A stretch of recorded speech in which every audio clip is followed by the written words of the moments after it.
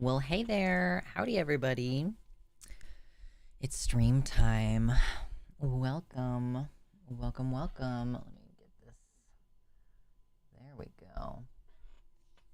There we go. The glowing chest. Anyway, hi. Happy Sunday, everybody. How's your weekend been so far? Hmm? Hmm? Hmm? I feel like my weekend's been pretty okay. I started teaching myself a new type of crochet last night, which is not very exciting, but, I was like, what if I try to do this completely different thing than I usually do? Yes, hello. Welcome in. If you have not yet hit the like button, please consider doing so. There were like 40 of you waiting to hang out, which tells me that you're here for the real deal. Y'all are the real fans, okay? Real fans, hit the like button and show up early. Oh gosh, how am I today? A little bit hungover.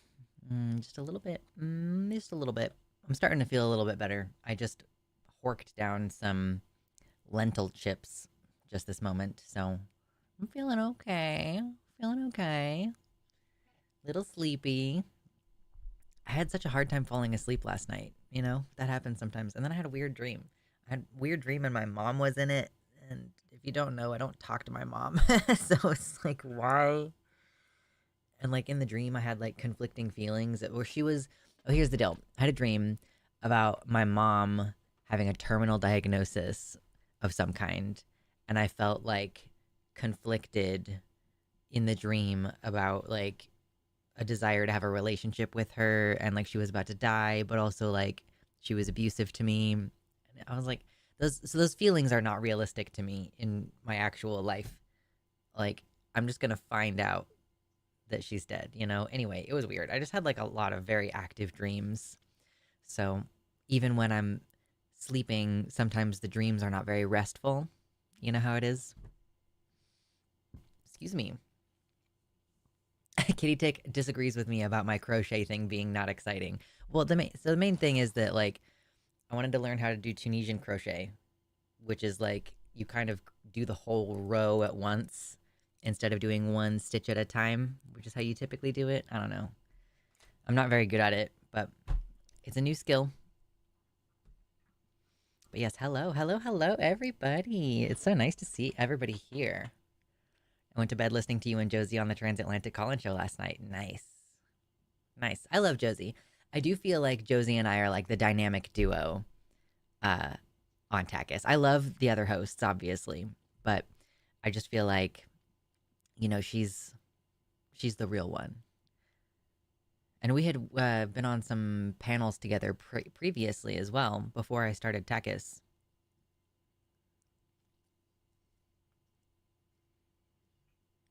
I got nips, cheese nips. Hey, got him. Nice. Oh, geez. Mm. What kind? Are you asking what kind of lentil chips? I found this brand called Harvest Snaps that makes a tomato basil lentil crisp kind of thing. And they're yummy. And they're full of protein and fiber and they're good for you.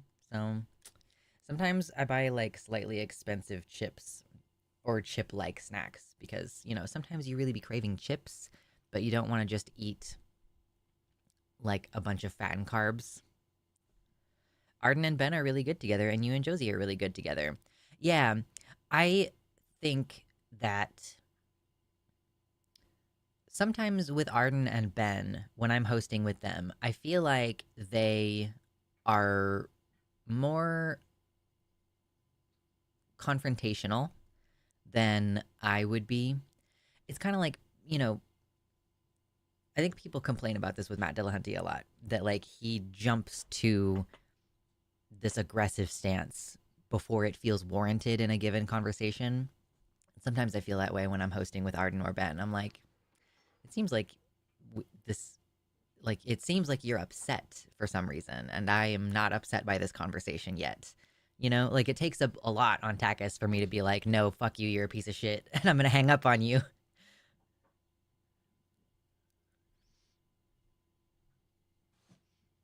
Oh no, night terrors sound terrible.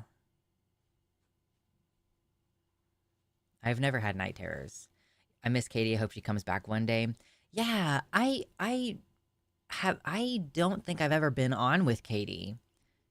Uh and she's like really burned out, but I still see her arguing with people on Twitter and I think Blue Sky now. I think she bitches at people on Blue Sky too. So it's like, yeah, no wonder you're burned out. You won't stop arguing with people on Twitter. So it's like, yeah, like of course, you constantly expose yourself to transphobia like every day. Didn't Katie start Takis? I don't know. I don't remember.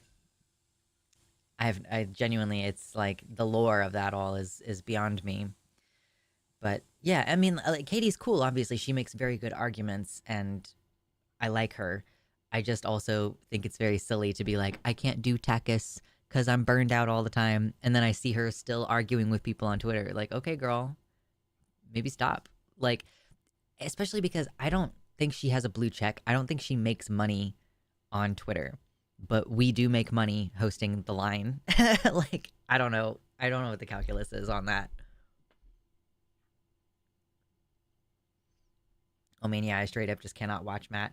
Is it because of this? Because this is like I've heard people complain about this before. That Matt, um, I thought that's why it's called transatlantic. Well, yeah, it is called transatlantic because she's on the other side of the Atlantic. But I don't know if she literally started it, or I mean, she probably was one of the original hosts. But like, I don't know if it was her original idea or something.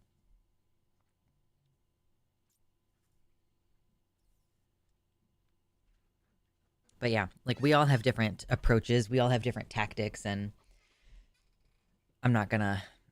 Yeah, Katie Montgomery, who's she was still technically she is a host. Like she's not been removed from the team or anything. She just doesn't participate anymore. Um, but yes, it's because she's from the UK.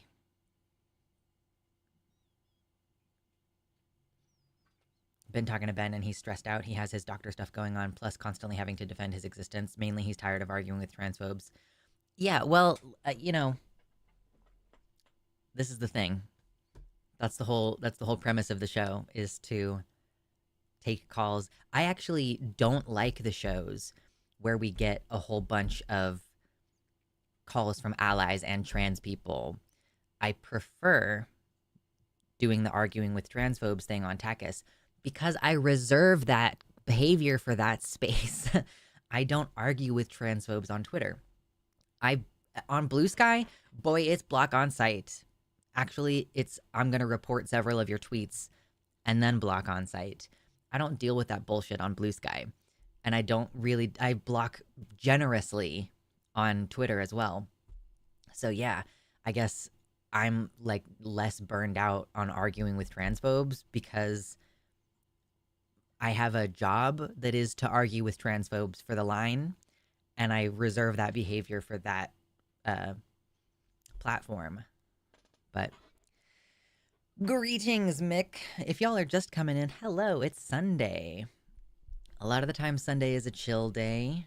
I don't really have a specific plan for the news, but if you want to hang out and you enjoy hanging out, hit the like button. Jesse Singal has been hilarious on Blue Sky. He keeps trying to go, can I speak to your manager to the Blue Sky team? Yeah, something that I'm not entirely clear on with. So, Jesse Singal, for anybody who doesn't know, is a writer for, I believe, The Atlantic. And he basically is a polite Nazi.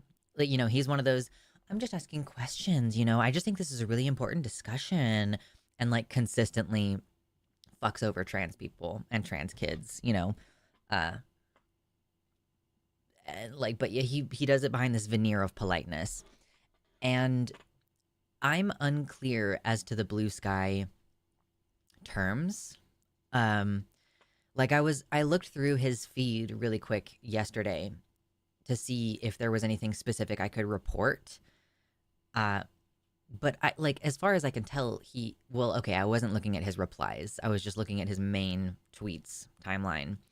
And I didn't see anything that was transphobic that I felt like I could report his account for. So I don't really know what the guidelines are on Blue Sky for off-platform behavior. Ela Devine, welcome in. Yeah, I haven't seen you in a bit. Welcome. So yeah, it seems to me pretty obvious that if you look at Jesse Singal's behavior off platform, that he's transphobic and kind of a Nazi and, doing it under this veneer of politeness and like he's bad for the trans community. And he wants to bring over a bunch of transphobes who follow him onto Blue Sky, which obviously is really frustrating. Like this recent wave of new people on Blue Sky has actually kind of fucked the platform over in my like consummation experience, like in my experience of consuming the platform. Like I really enjoyed Blue Sky, and now it's all fucking discourse and bitching about Jesse Singal and constant retweets of news articles about transphobia. I'm like, okay, guys, it's basically like everything about Twitter that I was using Twitter for on purpose. I was like, yeah, I want to get my news. I want to pay attention to what people are talking to politically. Like, that just is all on Blue Sky now. And the number of like shit posts, positive posts, and nudes have plummeted. And it's fucking really frustrating. I'm like, this place was a chill hangout. And now it's like getting overrun. And all the people who I like and agree with are focusing on discourse activism type stuff. And it's like, okay, great. Yeah, yet another platform that's fucking exhausting. And I was like trying to curate my Facebook to be a little bit less stressful all the time. And then like I recently friended a whole bunch of my friends from the Renaissance Festival, and they're all relatively young, politically active. Well, I don't know if you want to say politically active, but like they are online. They post a lot of politics stuff. So I'm like, okay, every fucking platform that I can exist on, I don't want to go to Threads. I'm not really a big Instagram person. Like all three of the primary platforms that I have used are just fucking bullshit politics stuff all the time. And I'm like, I understand that it's important, but also I need a break. So I have to basically just close my internet browser in order to get a break. And then I get on World of Warcraft, and people are also fucking talking about politics in the general chat. And I'm like, God, shut up. Seriously.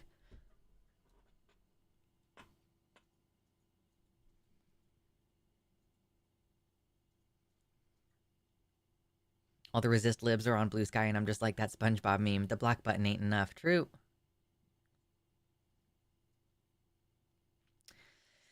So, yeah. Nudes, what? What?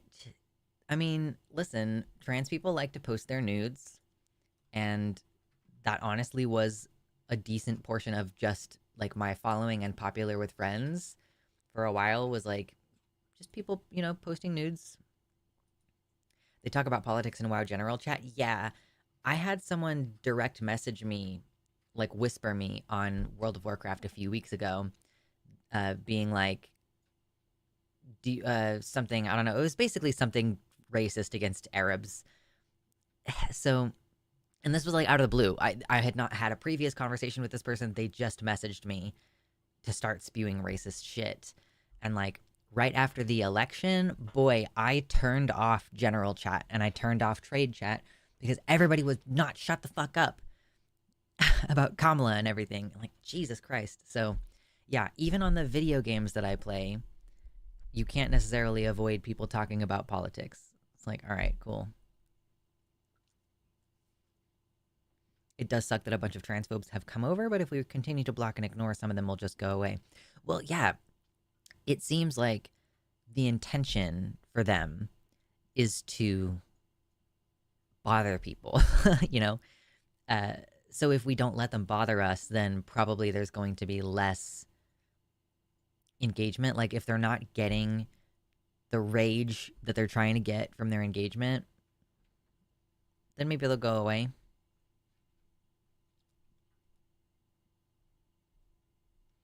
I miss the MMO days when chats were about the game. Now, I will say it has chilled out a little bit. I haven't seen it happening as much recently, but just right after the election, it was fucking unbearable. And now it's a little better. Like, okay, yeah, let's run this dungeon, let's talk about the loot. Let's, party up with random people to kill the boss or whatever, it's good stuff. That's a good That's a good tactic, Sam. Just taking trade chat and putting it in a separate tab so that you have to opt into it. Yup.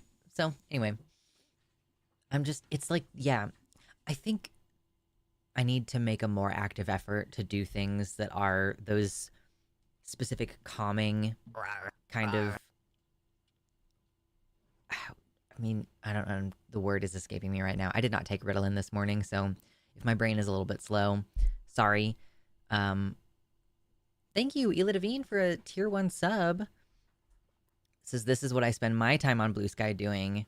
Glazing the shooter. Oh, dear.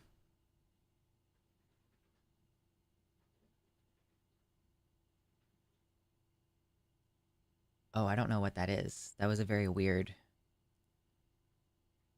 I don't think that did what it was supposed to do.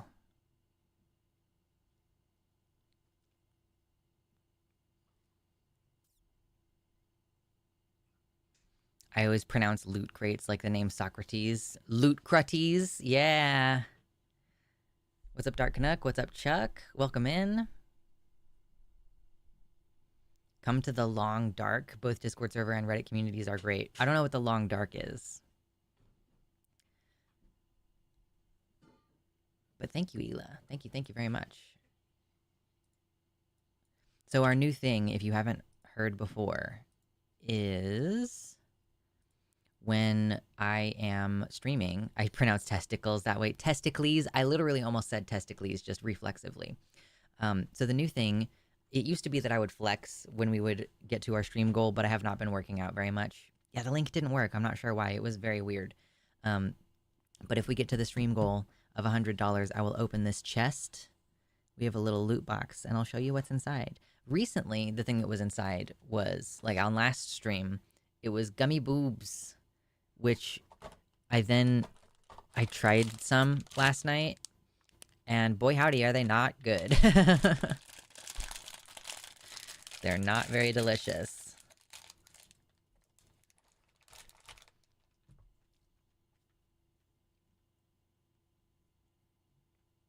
The Long Dark is a survival video game. Oh, okay.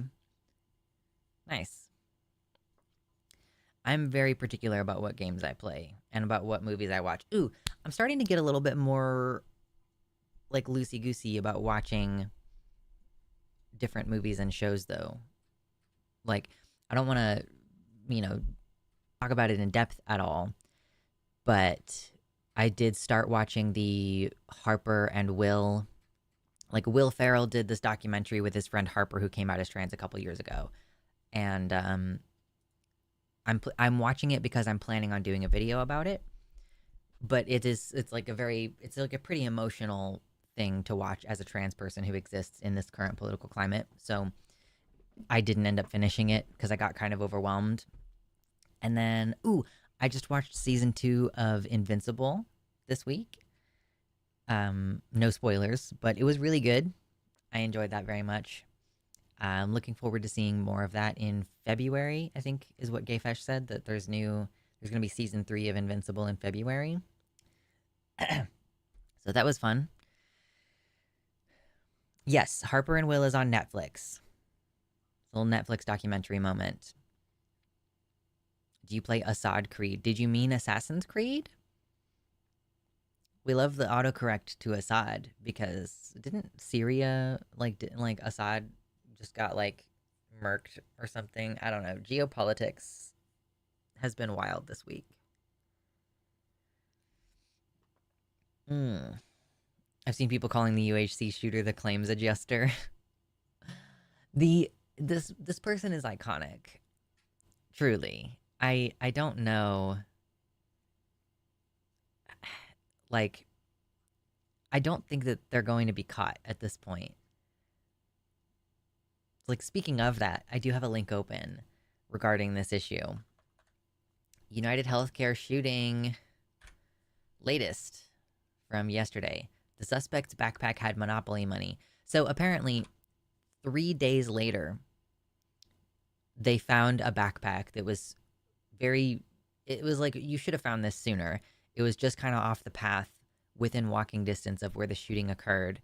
And they were like, oh, we think that this is the shooter's backpack, and apparently the all that was in it was a jacket and some Monopoly money, a Tommy Hilfiger jacket and Monopoly money. Like, dude, epic, epic. Yes, he is clowning everybody.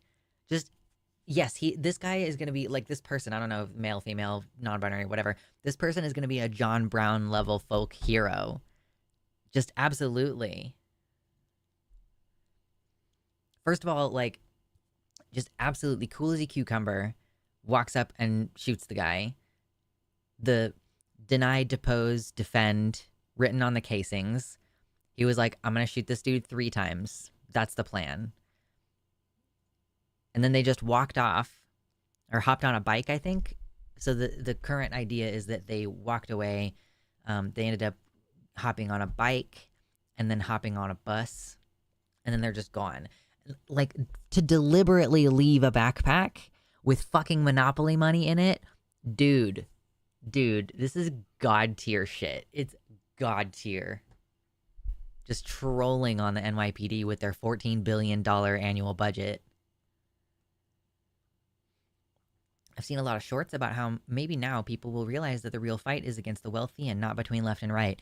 I have actually been seeing screenshots of comments on Ben Shapiro's video about this, because he was saying, oh, the left are all celebrating this heinous act.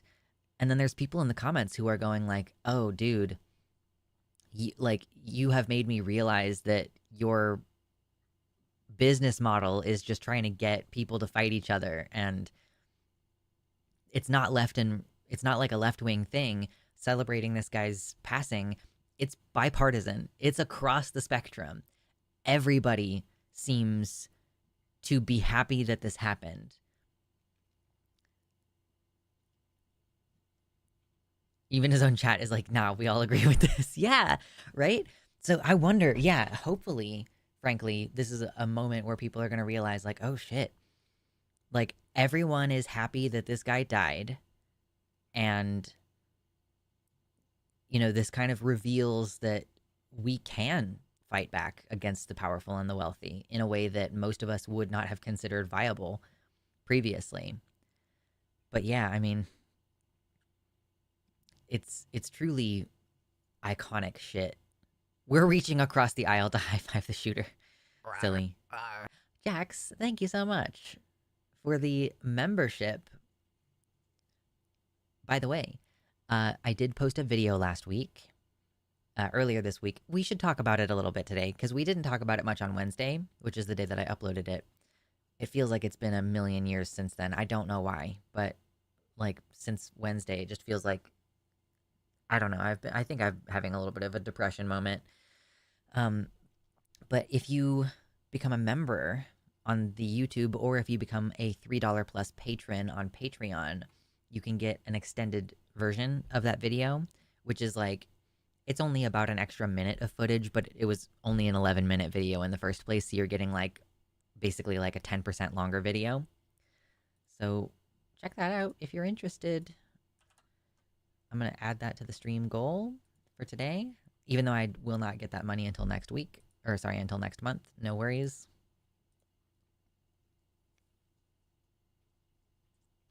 Badgers. Yes. Yeah, everyone liked that. What's up, Janae? Just goes to show how broken the healthcare system is that people are like, hell yeah, fuck that guy. He's killed thousands. Truly.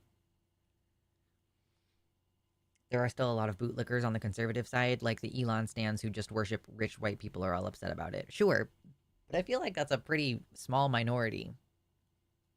Is it too early to say Viva la Revolution? I don't know.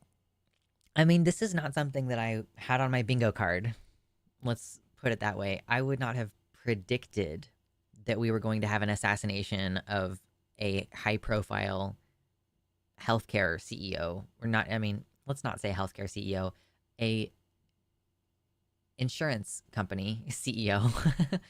Because, like, yeah, it's pretty fucked up that they call it, like, United Healthcare. It's like, it's not healthcare. You're not providing healthcare. You're standing in between people in their healthcare. I don't know anyone personally who's upset. Right.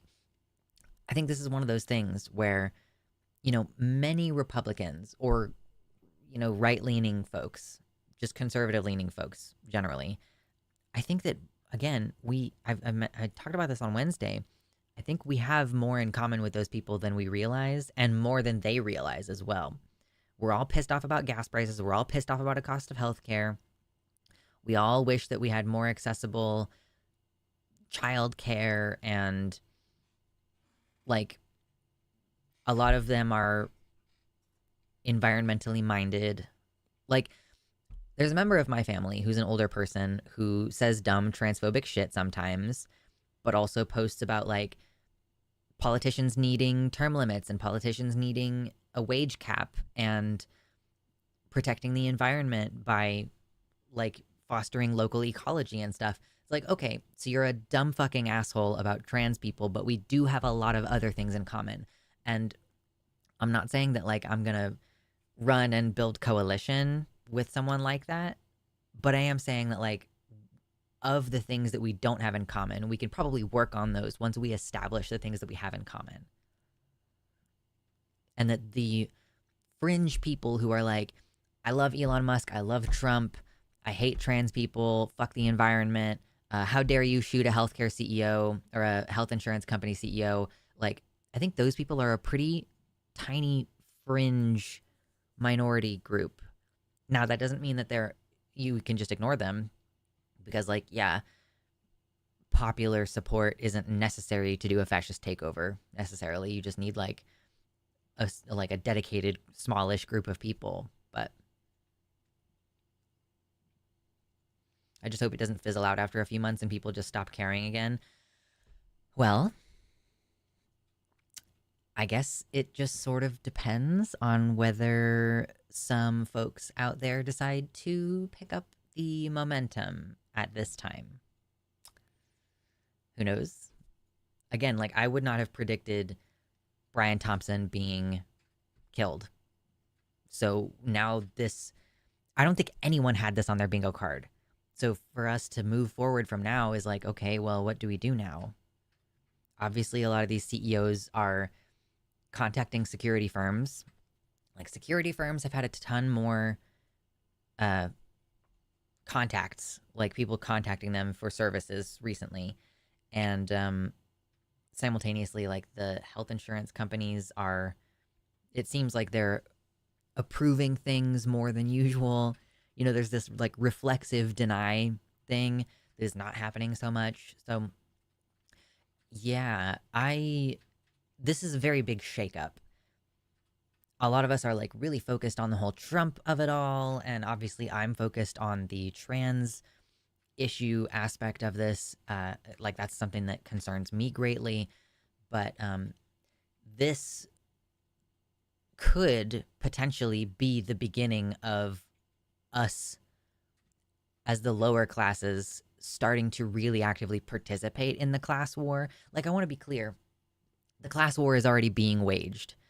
The rich are already killing the poor through systems of denial, like the health insurance industry, and I mean, healthcare industry being for profit in and of itself is also a type of class warfare.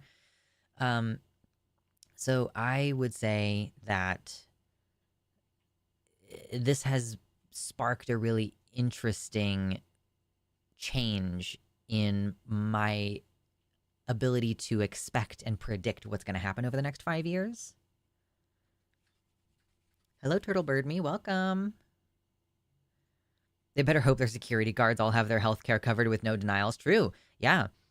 Like, or pay them like 4 times the industry standard so that they could afford healthcare even if they don't have good insurance. Like, you definitely need to make sure to keep those people happy.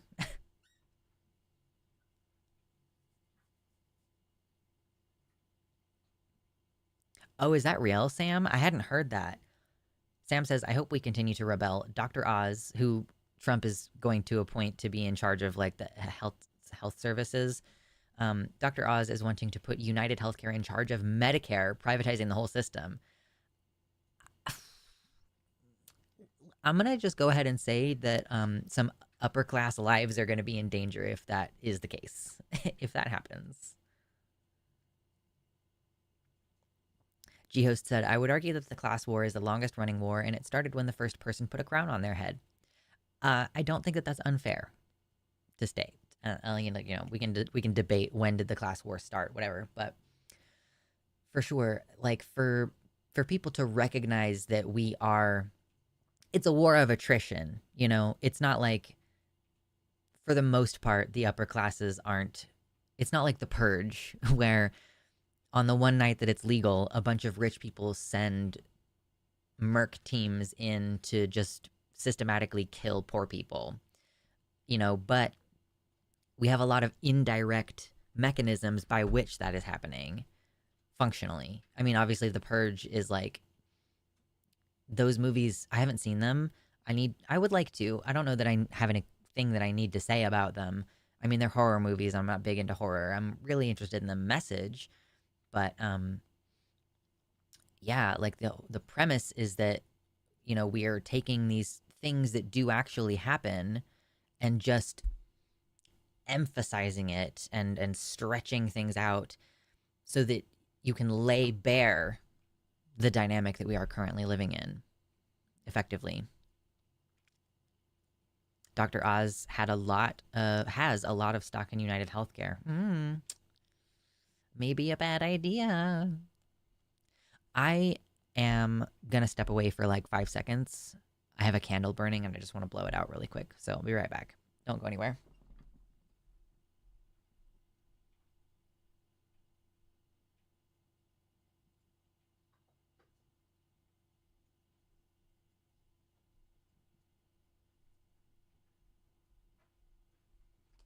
Okay, babes. I'm back. Has Donald Trump advocated for something like the Purge? IDK if it's true, but I have seen it pop up on my Blue Sky feed. If it's true, he may want to rethink things. I don't think so. Because the premise of the Purge is that everything is legal for everybody, right? The problem with people like Trump is that what they have and what they want is to be exempt from those rules.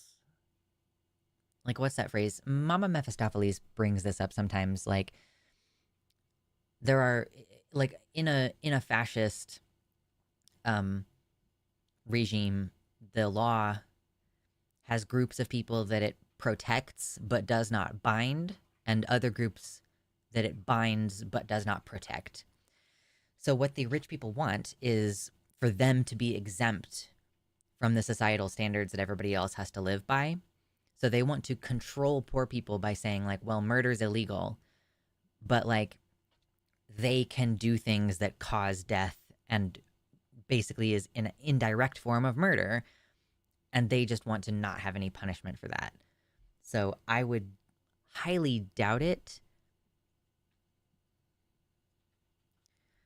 Spioon clarifies that Trump said he wants cops to be able to do whatever they want. He said in an interview that 1 rough hour would fix crime.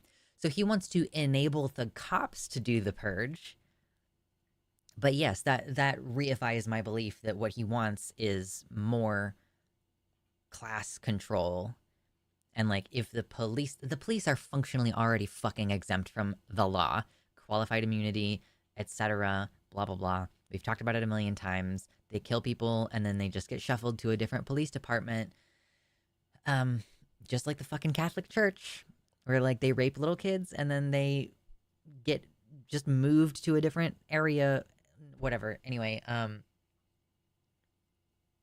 yeah, so it makes more sense that he would say that he wants cops to be able to do whatever they want for an hour. Like, oh, 1 rough hour of, the police sacking people's houses or bludgeoning protesters or whatever, So, anyhoozle, so I guess we have a couple of things from this week.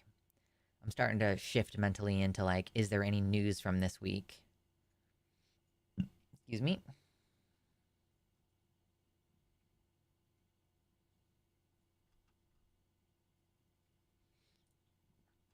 Nancy Mace just, like, straight up dropped the hard T. I don't think I retweeted that, though.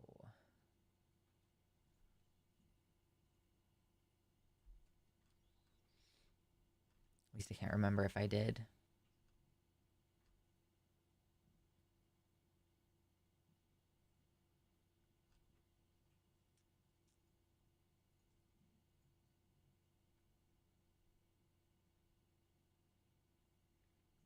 This class warfare isn't exactly smart in a nation where guns outnumber people. Listen, yeah, this is the thing. You can, like, there are more guns than people. Lots of people have guns. Lots of people have unregistered weapons. Like, you just don't want to invite this. And because people are desperate too, if you're like, oh, I have the money prepared to pay rent, but I'm in such a desperate situation that I'm actually just going to use that money to instead buy a gun and do something crazy. Or alternatively, you could also like get a credit card. Like my gun was not that expensive compared to guns, like, generally speaking. Like obviously you can get a shitty pistol for like $200, but I wouldn't recommend it. My gun was like $600 or something, which yeah, again is like that's not super cheap, but if you're desperate and you're just gonna like do a thing, that's not a huge barrier to entry. Yeah, it's also fairly easy to get a license for concealed carry. In the state of Kansas, you do not need a concealed carry license. You can take the class and get the license still. Like it's available because then that license is transferable to other places potentially. But yeah, like where I live, I could conceal carry now and not have to have a license to do it. Now, when I move, since I'm going to be living in a more liberal state, I will have to go to a class in order to get my concealed carry license. But again, that's like a fairly low barrier to entry. And if you're going to commit a crime, like if you're in that situation where people are, I'm like, oh, they're like, I'm gonna just, spend all the money that I have on this gun to go do this thing.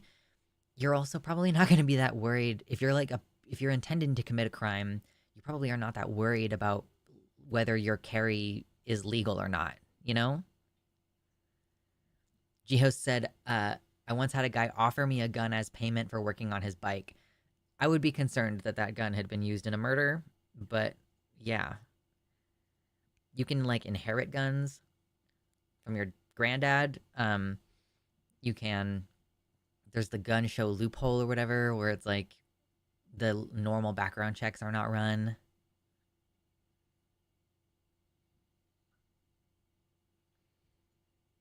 I live in California and thought getting a concealed carry license would be hard or impossible, but nope, it's very possible even here in California. Yeah, right? It's not that hard.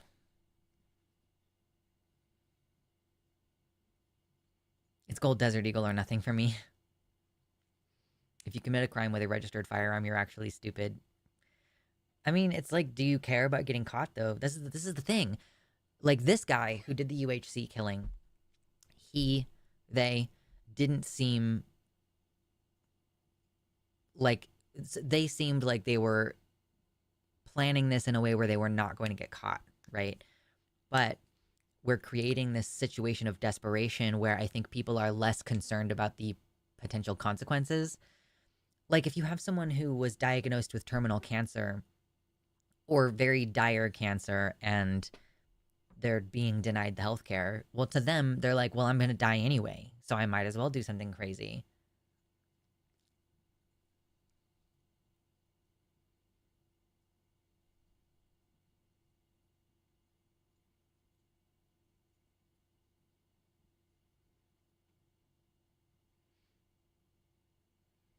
I have 3 rifles and a shotgun I inherited, no cereals. Yeah, right? Like,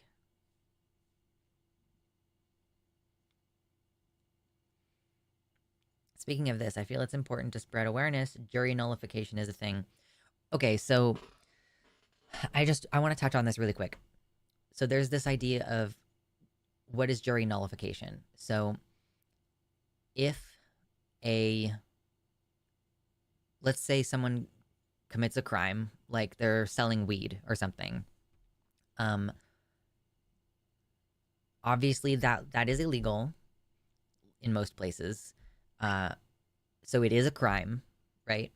But many people disagree that that should be a crime, right? So, in my opinion, a healthy democracy is especially, well, if you're in a situation where it's difficult to get the lawmakers to do what you want them to do, like if you want cannabis to be legalized, but the politicians refuse to do it, right? Jury nullification is this idea that the jury can basically decide that this person should not be in trouble for doing that because that thing should not be a crime in the first place. But if you want to exercise that power of jury nullification, you cannot tell the people interviewing you that you believe in jury nullification, or frankly, that you even know what it is. But a jury can simply choose to vote not guilty because they feel that this should not be illegal, even if it literally is a crime, right? But the system does not want you to do that. So in the when they're choosing who's going to be on the jury, you can't let them know that you believe that, you know? But it is like, this is one reason why we should not avoid jury duty, because it is a way of us subverting this, you know, obviously very violent and shitty system. Saw someone mention Katie in Montgomery. Is there any news about what she's doing and if she's coming back? No. As far as I know, she has no current intentions to come back to the Transatlantic Call-In show. To the extent that we're even thinking about, like, should we rename the show to something else, or is it just going to be like MTV, where it just is Takis now instead of it being the Transatlantic Call-In show? But yeah, as far as I know, I don't think she has any current plans to come back.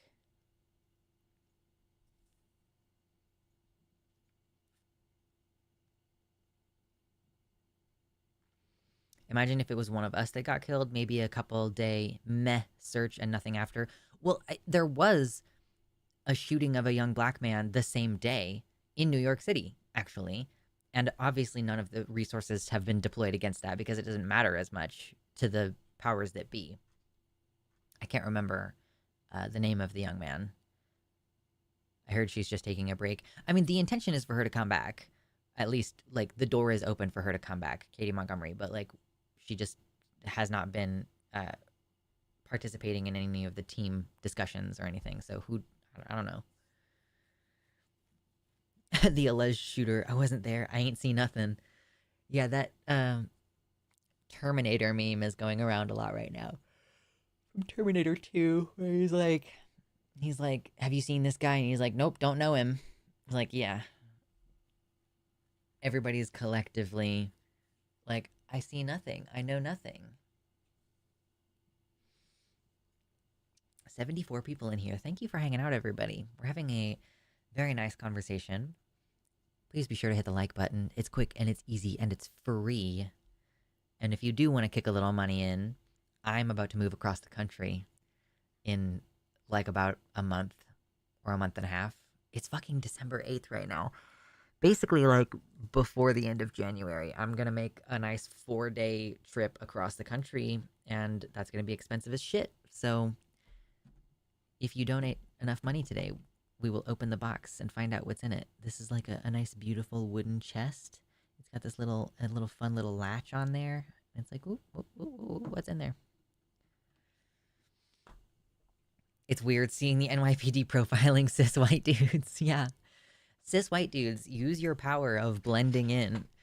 I've seen so many different folks being like, is it this guy? Is it this guy? Is it this guy? And it's like, any white dude with eyebrows and a hoodie is a potential suspect. Like, yeah. Did you guys see the meme that was like, it was I think it was fake, but it was like, oh, we're having a look-alike contest in New York, you know, on this day at this time.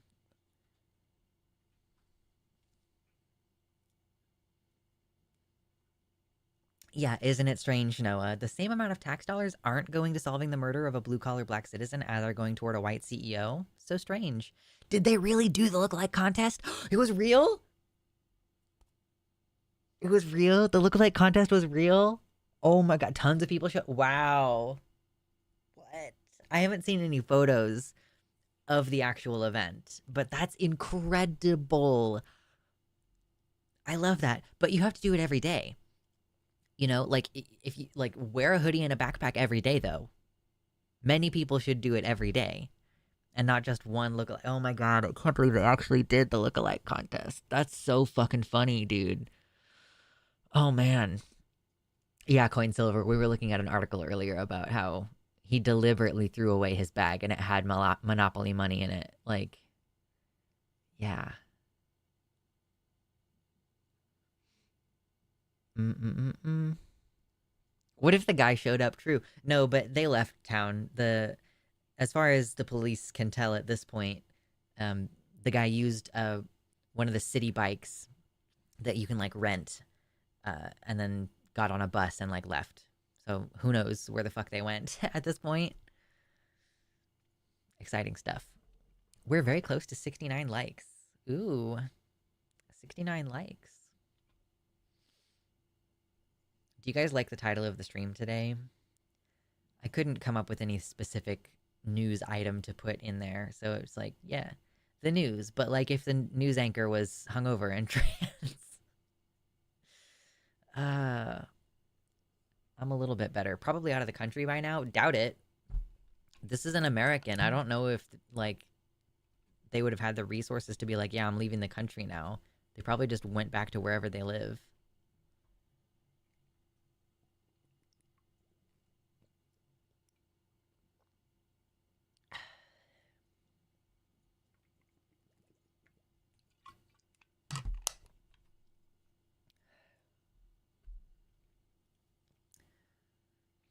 Skiptoidia says, one bonus to this is that I'm fairly certain we'll get stringent gun control laws out of this. The owners of the country don't care unless it happens to them first. And well, yeah. I don't agree that that is going to happen. It's not hard to get to Mexico. Fair enough. Fair enough. Yeah, but I don't agree that this is going to result in more gun control because the Republicans have dug themselves a pretty deep hole on all of these issues. Like, they can't, without fucking over their support from their base, they can't do gun control right now. Like, Republicans are barely hanging on to power because they have gerrymandered everything and they're like stacking the courts and stuff. So I don't actually agree that that is going to happen, but again, I feel like my ability to predict the future is a little bit a little bit touch and go right now, so maybe. But the problem too is that gun control is often done in a stupid way that doesn't make sense. Like assault weapons bans. You know, like what is an assault weapon? It would be smarter to flee to Canada from New York City. Probably fair. Yeah. Like, yeah, it just is such a deeply polarized issue. I don't think that the Republicans can afford to crack down and try to implement gun control laws. But it remains to be seen. I have not seen any chatter or conversation about that in the last few days. Like, in fact, I'm not sure that I've seen any high-level politicians talking about this, and that might just be like, you know, my feed has been curated in such and such manner.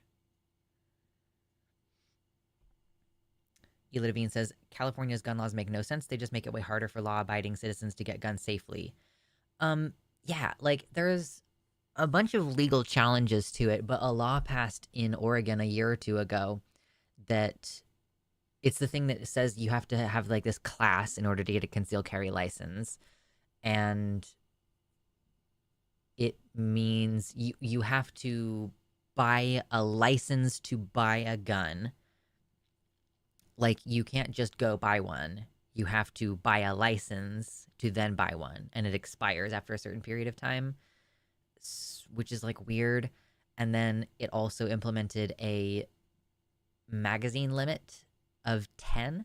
Like, I bought a Glock 19. The Glock 19 comes with magazines that go up to 15 rounds. So, like, I don't, like, it just seems pointless and silly to me to put a 10 round limitation. Although, to be fair, most of the time when I'm shooting at the range, I only load up to 10 anyway, just because, like, that's a nice round number. And, like, you shoot 10 and then you, like, switch it out or, like, reload, whatever. Um, but it's like, it just doesn't make sense as far as what actually impacts gun violence and, like, gun related deaths. What kind of things do actually impact it? You know, like, if people have a domestic issue, then putting them on a list that's like they can't buy a gun because they've beat their wife before and the statistical likelihood is that they will eventually kill their wife. You know, like, the types of things that actually impact gun violence. I would like to pass laws around that.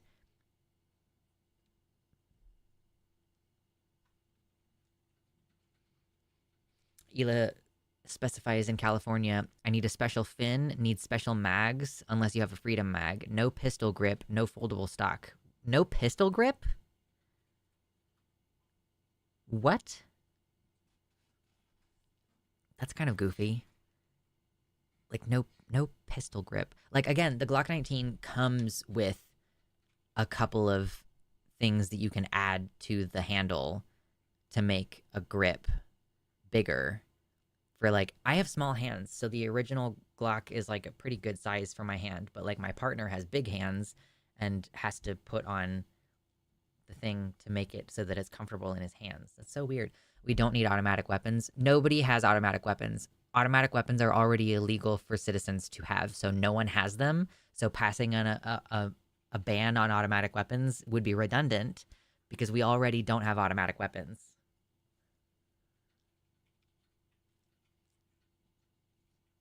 You're not allowed to have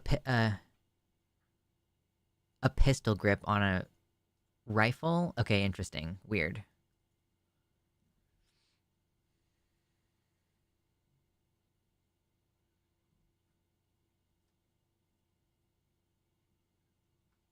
Self-harm is a big issue when it comes to guns, not because they cause more attempts, but because they make attempts more successful. Truly. Yeah, absolutely. But how do you limit that? Like, I don't agree that, like, I don't necessarily agree that somebody with depression shouldn't be allowed to own a gun. Legally speaking, I think that's probably a better decision for them personally to make. But do I think that they should, like, legally not be allowed to? No, I don't believe that. So, excuse me. Skeptoideus says, wouldn't it be something, though, if this was a hit related to the CEO's insider trading investigation? Maybe he was going to flip to get out of prison time and he had serious dirt on certain people. And then someone else in chat says, a professional hit wouldn't have left so much purposeful evidence like the deny, depose, defend on the casings. And then Skeptoideus responds that perhaps they were trying to throw the police off. Yeah. Every piece of evidence is a huge possible DNA source. Right. Well, there's a reason why a lot of people load their guns while wearing latex gloves and all this kind of shit. So, I don't know. Do you think that gun owners should go to mental health care every year? I think everybody should have access to free and accurate mental health care services. Do I think that it should be a legal requirement to own a gun? No. I think that's extremely patronizing.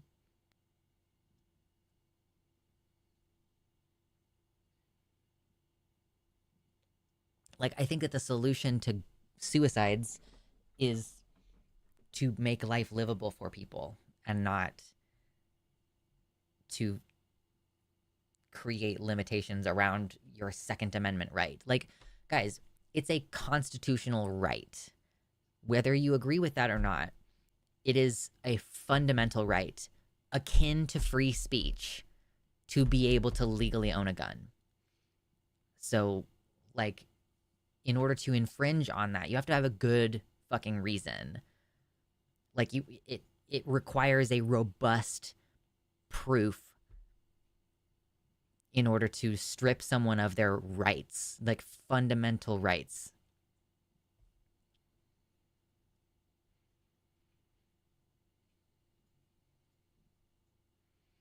Depressed people aren't renowned for making good decisions, especially not in a place like Indiana where the guns are basically just handed out. Yeah, no, for sure. Like, depression and other mental health issues, like, they change your judgment. But, like, I think part of the whole small government argument is that, and this is part of the argument about trans kids getting access to healthcare. Hey, we're at 69 likes. Nice. Um, we don't legislate very much around risk to self. Like, one of our freedoms is that we have the freedom to take risks. Like, I just got my nipples pierced, and they could get infected, and I could die from that infection. Or, like, I could, like, they could accidentally get ripped out or something, right? But my bodily autonomy is like, I have the right to take that risk. I have the right to change my body. And I have the right to get a boob job, or I have the right to get a nose job. Like, and all of those things involve risk, but we don't really make things illegal because of the personal risk. Here's my personal opinion about seatbelt laws. I think that seatbelt laws are not intended to keep you safe. I think they're intended to prevent further property damage.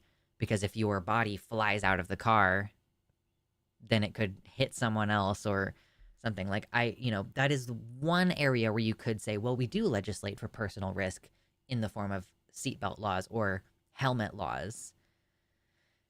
But I truly just don't even think that that is the case. But the argument could be made either way. I'll acknowledge that.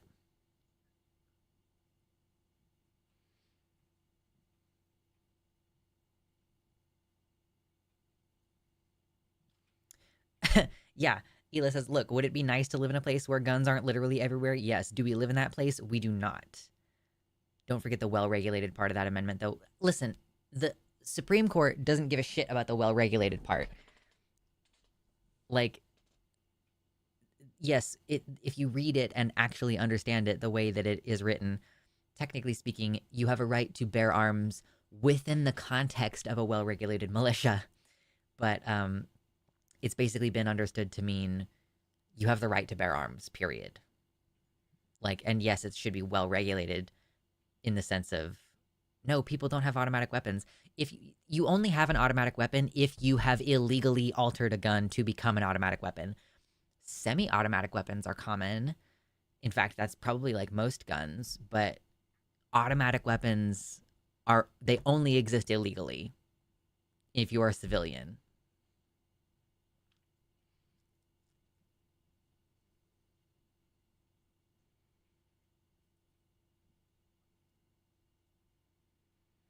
IDK, I agree with you. I can't remember which country in Europe has the vote with your sword law, but guns now count as swords, and guess what their mass shooter rate is? Near zero.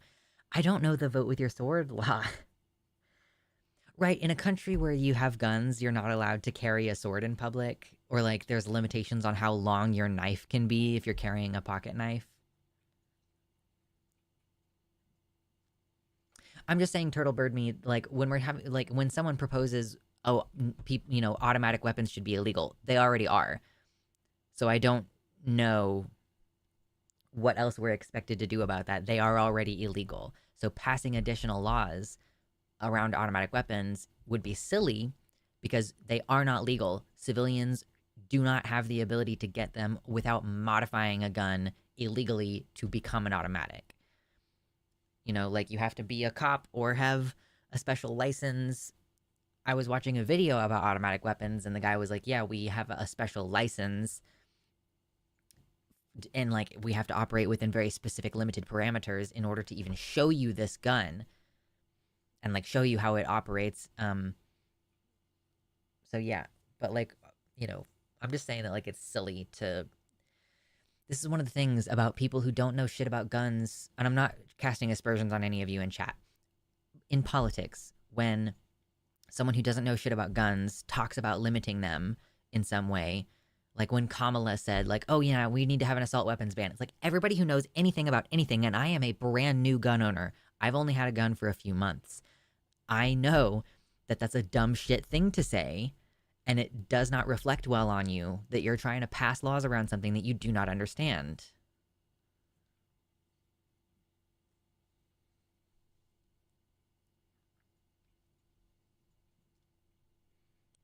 Seatbelts are safer, but only when worn properly. Many people do not adjust the height of the belt to be correct on their chest. It's kind of like how condoms work well if you know how to use them. True. Um, yeah, it's again like just got my nipples pierced, so it's kind of difficult for me to wear a seatbelt. Aren't they supposed to go like much higher on your chest in a way that like if you have boobs, it's like just gonna crush your right boob?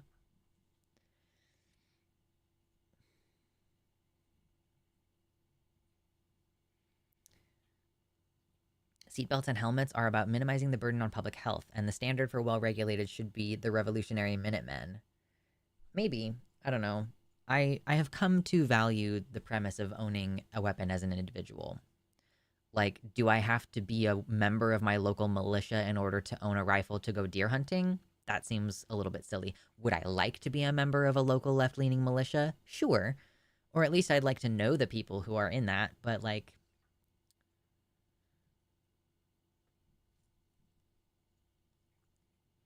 for sure, but making guns harder to modify to become automatic is worth exploring. But is it worth exploring? That's the and I'm worked up about the subject. I'm not getting like weird about you, Turtlebird me, but is it actually worth exploring? Statistically speaking, how many crimes are being committed with modified weapons? Like weapons that have been modified to become automatics. Like this is what I mean. Like we should legislate things because we specifically have a specific thing that we're addressing. As far as I know, it is not common for like semi-automatics to be converted to automatics and then used in crimes. Like it's just like is that really worth the time to explore, or are there other things that would make a bigger impact that would make more sense?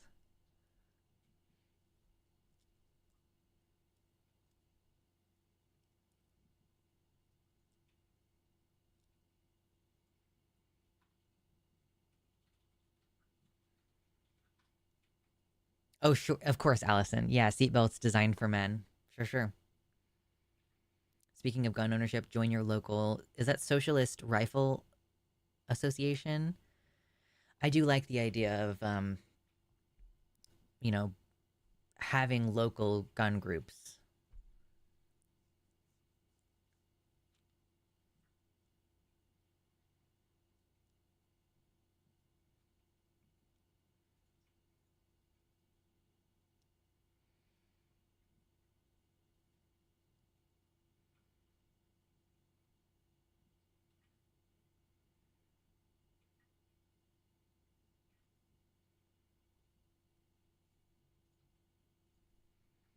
Don't forget, crash test dummies are mostly men too. True. True, true.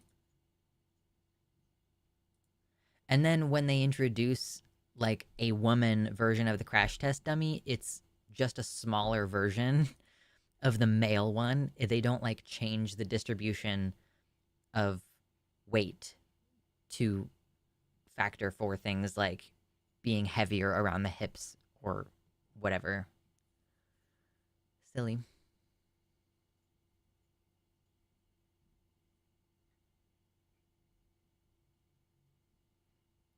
Problem with assault weapons is that they are owned by people who literally won't give a shit about a ban. These guns are hidden inside of giant PVC tube wrapped in oilcloth. I have witnessed a Vietnam vet's collection once, and dear God, so many guns. True. Actual question. I hear you are, quote, statistically in more danger if you own a gun than not owning one. Is that true? Is there a place I can get legit info? Yeah, soy boy. So like statistically, someone is more likely to get shot if there is a gun around. Just a point of fact. Obviously, like if you are feeling suicidal and you have a gun around, you're more likely to be successful at committing suicide. Or if there's a gun in the home, then it's more likely that a domestic dispute could result in someone being shot and killed. So, like, yeah, literally, like, if there is a gun around, then you are more likely to be harmed by one, but that's just because it's like if there is no gun versus if there is a gun kind of thing. Um, but it's like, it would be the same if it's like, oh, I've been cooking a lot, and so I've been getting burned or cutting myself with a knife while I'm cutting vegetables. Like, okay, if you never cooked, then you would never risk getting burned in your oven, or you would never risk accidentally cutting yourself with a knife, you know? So, like, yeah, like having a gun raises the relative amount of danger that you're in to some extent. But I think the question is more like, I mean, I don't know. It's a highly nuanced situation. And like, there are statistics around, like, you can protect yourself with a gun from someone else with a gun. And like, it is a type of deterrent in some ways. But yes, technically speaking, the presence of a gun raises your chance of getting shot. Like, yeah, of course. Of course it does. Yes, owning a pool raises your risk of drowning. How do boobs feel whilst firing a machine gun? These questions haunt me. Yeah, I don't. I mean, typically when I go shooting, I wear like a sports bra, so the girls are, you know, they're strapped down.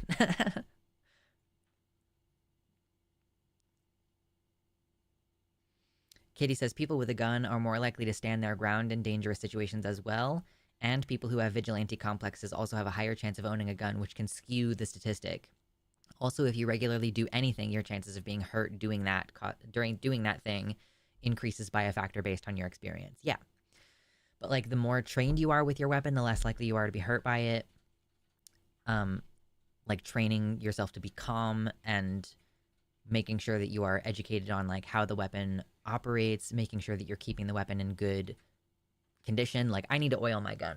Probably need to clean it, but at the very minimum, I need to oil it before I take it shooting again. Hi, Drea. We started this conversation about the United Healthcare killing, and so we're just having a conversation about guns now in general. I have some stats. Can I post tiny URL versions? You can try, Jezzy. I have it enabled so that people should be able to post links in the YouTube chat, but sometimes YouTube just decides that people are not allowed to do that anyway. So if you are unable to post them, I'm sorry. It's not something that I am, um, not something that I have the ability to control, honestly. Also, cops are more likely to shoot you if you have a gun. I don't think so, actually. Um, I am willing to update my opinion based on statistics, but my current knowledge base, considering the large number of shootings that I have heard about from police will shoot you if they think you have a gun or if they can justify saying that you had a gun. But cops are not more likely to shoot you if you have a gun. They're just like going to shoot certain people regardless. If you're white and you have a gun, they're definitely not more likely to shoot you. I've watched cops de-escalate with white people who actively have a gun in their hand. Like I've seen footage. Meanwhile, like some black person with a phone in their hand gets shot and then they say they thought it was a gun, you know?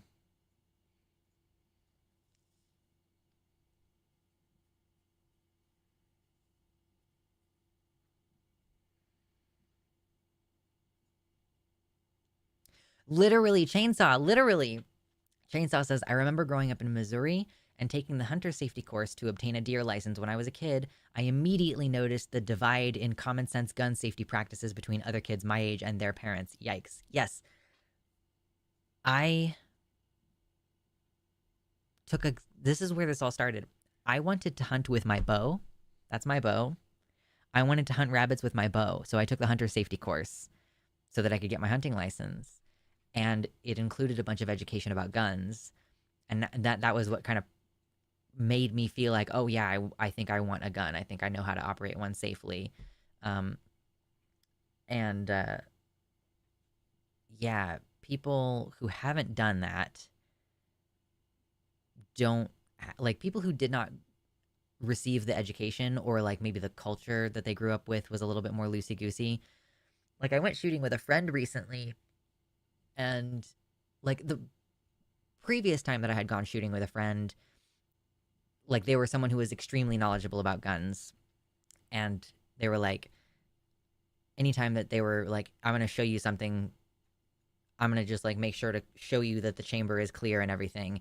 You're supposed to unload a gun and show the other person that the gun's unloaded before you hand the gun to someone else. I went shooting with another friend recently who was like, "Hey, here, this is my gun. Do you want to hold it for a second?" And like handed it to me without doing any of that protocol. And I was like, "Oh, we have a difference in education." And like, yeah, I'm not saying that I think anybody should be able to just have a gun willy-nilly, because that basic education stuff does make it safer. And then furthermore, furthermore it creates a divide between, it's like not just common sense gun practices, but also common sense, quote, what is common sense gun law if you don't know shit about guns? What type of bow is that? It's a recurve bow. I don't remember the brand or anything, but it's just, I mean, it's like a one of the least expensive, still sturdy, real bows. I've modified it slightly. I've added the rabbit fur to the string to create like a dampening effect. I also added some leather to the back of the limbs so that when the string snaps, it doesn't snap as much, and it reduces the overall like the vibration can be really jarring if you're shooting for an extended period of time.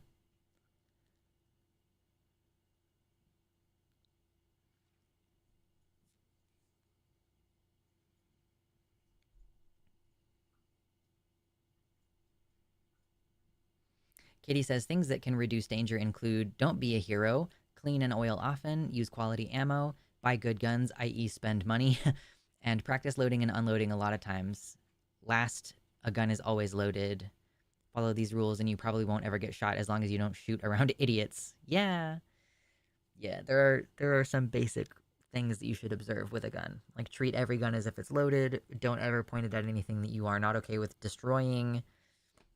Make sure you know what's in front of and behind your target, and only put your finger on the trigger when you're ready to shoot imminently. Yeah, muzzle etiquette. People don't pay attention to muzzle etiquette. Like, don't, even if you are 100% sure yourself that the gun is unloaded, like, don't ever, what's it called? I think it's called flashing. Like, don't let the point of the gun pass over your foot or pass over your hand or pass over anyone else's body. Just like literally don't ever point the muzzle at anything that you are not okay with shooting it. My great grandfather blew out his own knee cleaning his gun. He has been a lesson passed to several generations. Yeah, holy cow.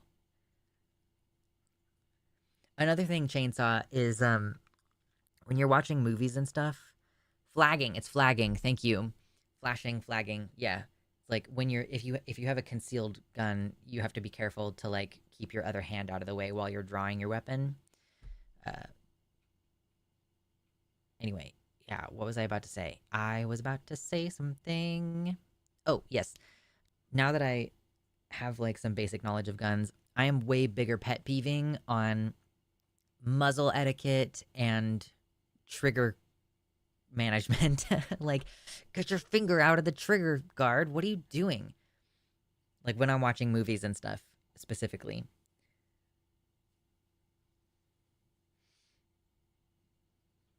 I think that anyone who wants to should be able to buy a gun if they can write a 2-page essay on why they want to.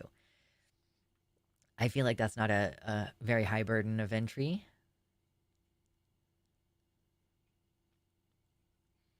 John says, in Canada, we had an active shooter in Parliament while it was in session, and he was arrested alive. Yeah.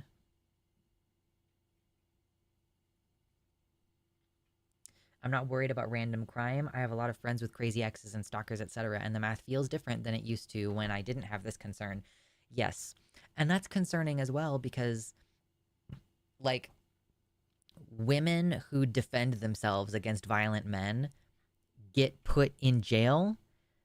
Like, they're like, women do not have the same right to self-defense that men do in this country. It's crazy. Actors are getting better at trigger discipline these days. I actually saw a movie poster where a guy is firing his gun, muzzle flash and everything, but his finger is off the trigger. Well, that doesn't surprise me at all, Gayfesh, because of what happened with Alec Baldwin. Like, what was supposed to be a prop gun killed someone.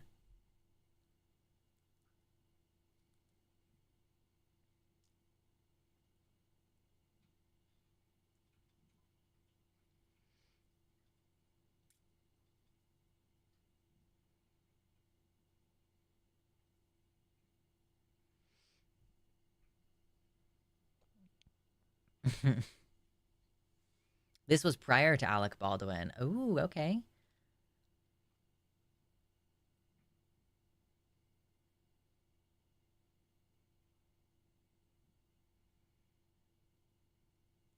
Anyway, I didn't expect to become a gun person with like a lot of opinions about guns, but that's what happened. It's like literally my constitutional right. So Keanu is actually John Wick. Have you ever seen him at a shooting range? He's crazy good. No, I haven't. I wish that I had a different range to go to. I'm definitely gonna have to look into it when I move. Like when I want some options.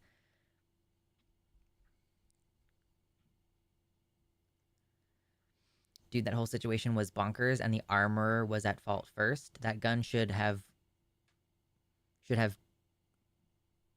what? I don't know, 10:05 should have been secured at all times and when not used in a scene and never should have seen a live round. Yes, I think that's fair. Oh, it's a 100%. Should 100% been secured at all times when not used in a scene. The Pew article shows that more people die from gun ownership than without a gun.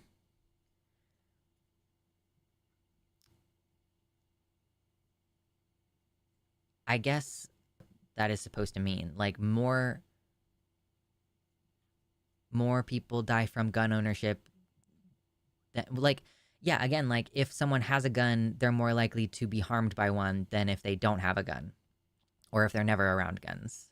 Like, yeah, obviously.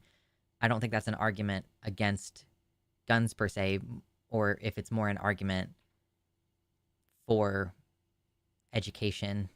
Like, I don't think that it would be out of the realm of reasonable possibility to have like an annual, or maybe not annual, but like in this, maybe on the same time scale as you get your driver's license. You know, like periodically you need to update your education, maybe, you know, take a short couple hour long class whenever you need to renew your license or whatever.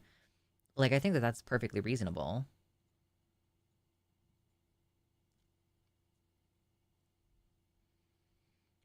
Alec Baldwin was still partially at fault. He was a producer on the film, not just an exec producer, which is a glorified title. He was an actual producer, which means it was his job to make sure the right people were hired. And there were already set walk-offs because of unsafe conditions. Yup, yup, yup.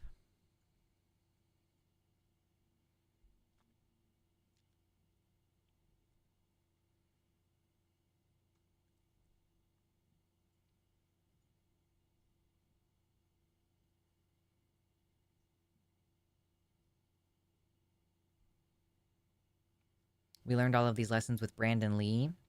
If they had cleaned the prop gun between scenes, a muzzle block would not have formed, which is what flew out and killed him. Oh. Yeah, I'm not familiar with that. But it makes sense. Like, yeah, clean your gun so that you don't have a jam or malfunction of some kind. Yeah, I probably, like, sometime this week I should take my gun apart and probably, like, clean it and oil it and everything. I've probably put, like, Probably put like almost 1,000 rounds through it.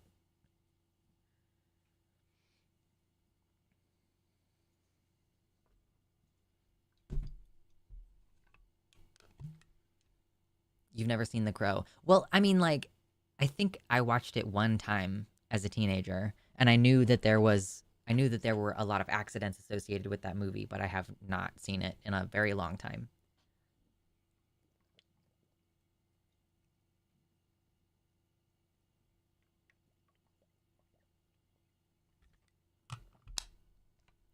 You could just do it on stream. Incorrect. YouTube does not allow any guns on any live streams, period. Period. That is a relatively new rule. So if you want to record a video and then upload it, sure. But like, there are already videos of like how to clean your gun, and it's like a 5-minute video. Like, I watched a video about specifically how to clean the Glock 19, and yeah, she was done in like 5 minutes. Granted, it was obviously like a brand new gun, but no, I can't show you a gun. I can't, like, it can't be on screen at all during a stream. You need a license to even purchase a hunting knife in Germany. Yeah, it is interesting how different places are.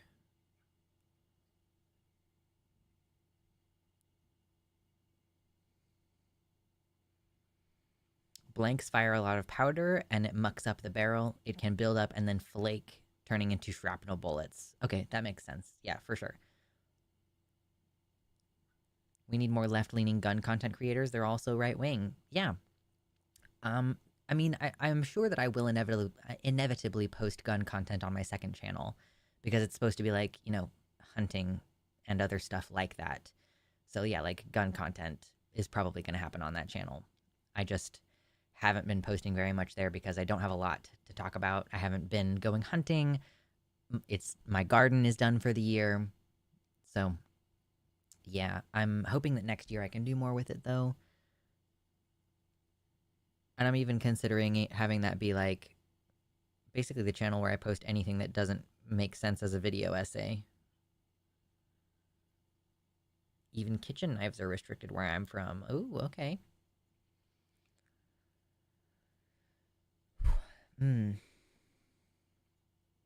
66 current viewers, 76 likes.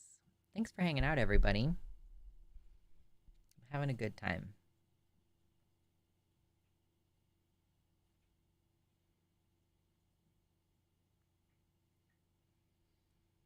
I'm German too. I have no weapons. Oh, I didn't know that kitchen knives are restricted in the UK.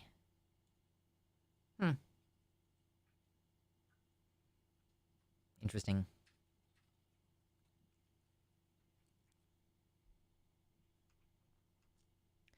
Yeah, guns are a fun topic. There's a lot of nuances involved.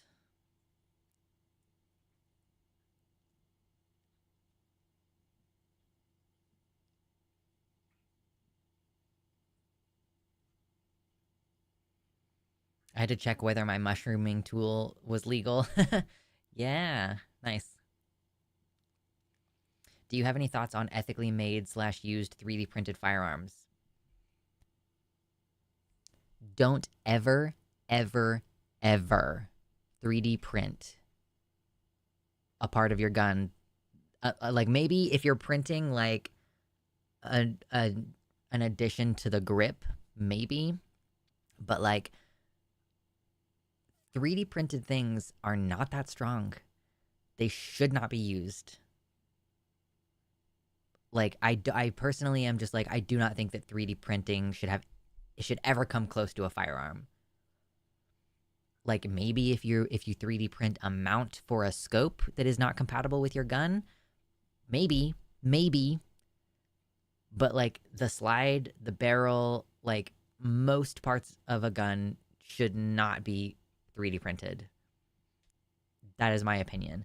As someone who is knowledgeable about both of these subjects,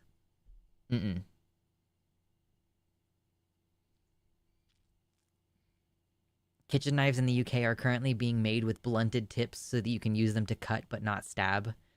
How do you feel about guns made of ice? Yeah, that's like just about the equivalent of of having a gun that's 3D printed. Like, Jesus Christ, dude.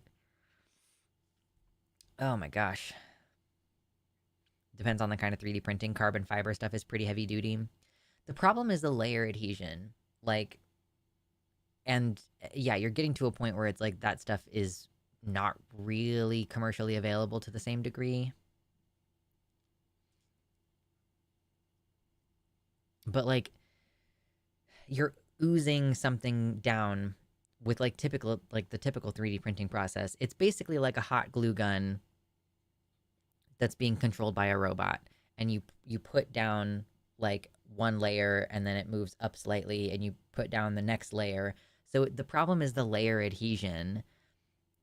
Like, with maybe some materials you get good layer adhesion, but it's just so easy to break them along that axis. Mm-mm.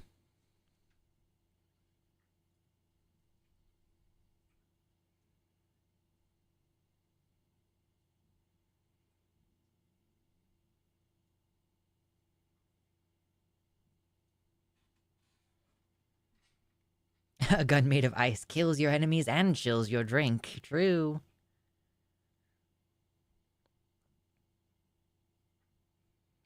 Ari says 3D printing at this point in time in the consumer market is nowhere near strong enough to withstand the forces on a gun. Yeah. Like, I don't know.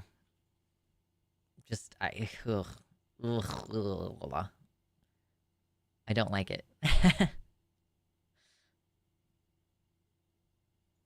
How about 3D printed titanium? They're making mountain bikes like that now. I mean, like, so again, how is one layer adhering to the next layer? Like, is it being welded? Like, the problem with printing metal is that it oxidizes almost immediately, which means that you then don't have a solid connection. Like, there's a reason why welding exists as, like, a concept.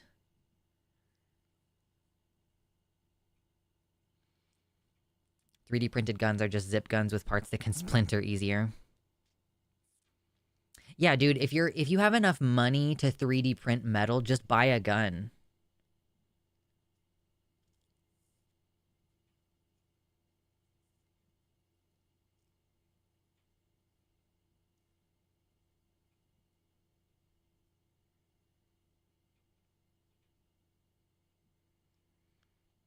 Mira says, depending on the percentage of carbon fiber in the filament, it actually has worse layer adhesion than non-CF filaments. Yeah, yes, that's my understanding. I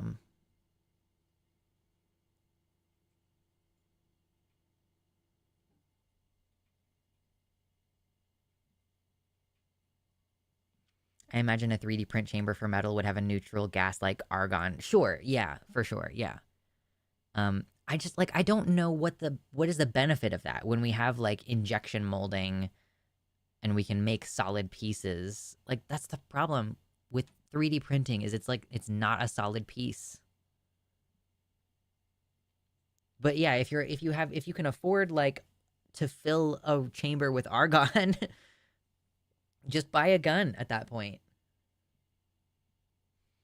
Sidebar, stop the bleed. Yeah, I think it's important to take a stop the bleed. I did the online stop the bleed stuff, and I just didn't get around to going in person to like get the certificate. But yes, I think stop the bleed courses are things that we should take. Stop the bleed, take first aid, take triage. Because injection molding requires you to make a mold, the point of 3D printing metal is that you can make any shape without manufacturing additional pieces. Yeah, but like, I mean, I think the question, fundamentally what this question comes down to, I think, is like, do I think that people should be manufacturing parts for their own guns? Broadly speaking, I don't think that that should be the case.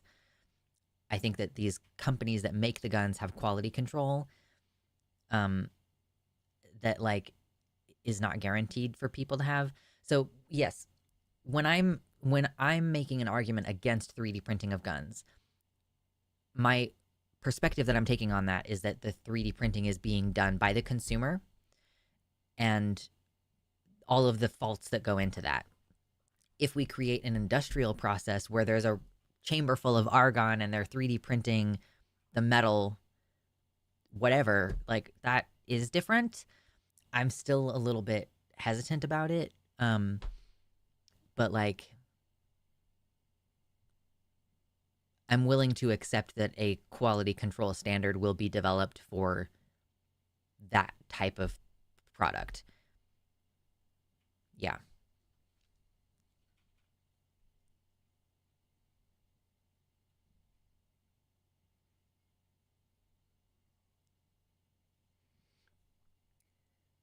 The 3D printer is too busy making dicks. True. That's true. One time I had a filament that looked like copper and I 3D printed a watering can because, like, a copper watering can, it's like, it's an iconic thing. But it, instead of like a regular spout, it had a penis and balls for the spout. It was pretty funny.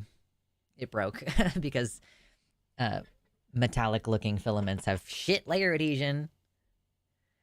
If I was going to 3D print in metals, you would have an argon filled chamber and you would use a prefluxed filament that would be electrified as it was laid while having the base of the print grounded. IDK, I think that is how some of them work, but it isn't the kind of 3D printing we are used to. Yeah. I think if you feel the need to 3D print a gun, get a can of mace instead. Yeah, I think that's fair.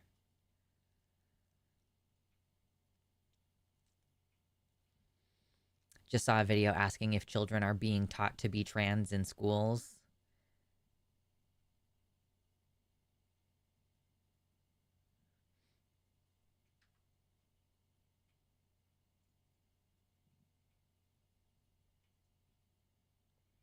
If you're 3D printing something, it's because it isn't available on the market generally. And weren't you saying earlier that people have a right to endanger themselves?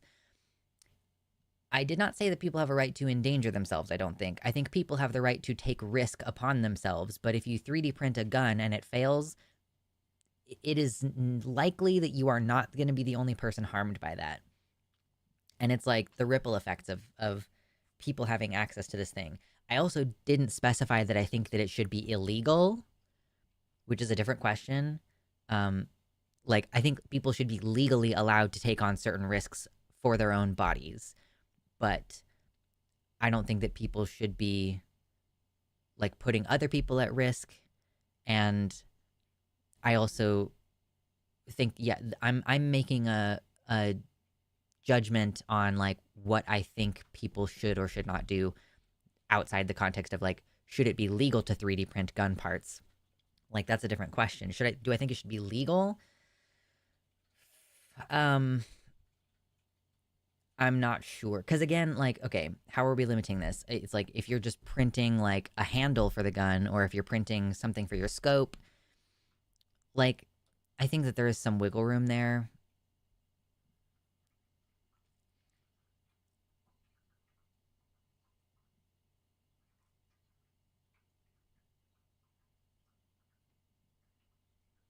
Yes, also true. This is a very good point from Ari. Ari says the company that do parts manufacturing have the specs, compatibility, technology, quality control, R&D, and the ability to safely test those guns and parts. Yes. Like, do I think that the production of guns should be regulated in this way? Yes, I think that that's a good thing. Just like I think that the, building of cars should be done in the same way where you're like testing this thing, and obviously like there are not the same legal limitations. I don't even know if there are legal limitations on the manufacturing of guns or if it's more of an industry standard. I imagine it's more of an industry standard. But like with cars, it's an issue if a car fucks up and endangers people. You have recalls and stuff in that case. Like with the Cybertruck, it's a huge piece of shit and it endangers people. Tesla cars endanger people. So, and then yeah, there is an issue when you make something illegal as hell. Like, how do we enforce that?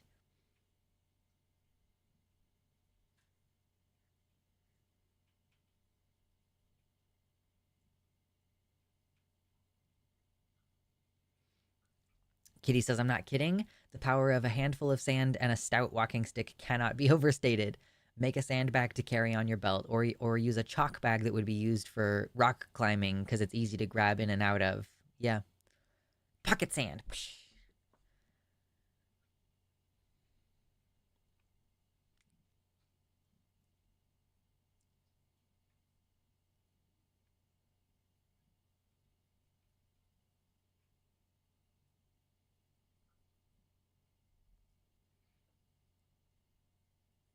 This has been such an interesting conversation.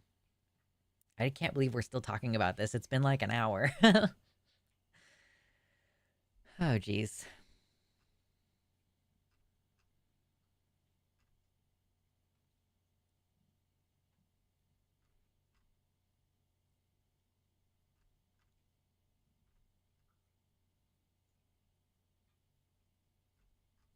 I'm looking through to see is like, okay, what have I decided is noteworthy this week? Or what have you all posted in the stream recommendations channel? What? Obsis, thank you for the $10 dono. Says, I hope box. Indeed, I also hope box. This is the chest. If we get to $100, which is now less far away for today's stream goal, it's Christmas. If you want to throw me a Christmas, throw me $10. Are left-wing gun clubs still gaining popularity in the US? I mean, I would assume. I haven't looked into it recently, but look at that. Now we're at $20 out of $100 today. What's in the chest? Do we get to have our little Zelda moment later? Christmas, indeed. What's up, Zypation?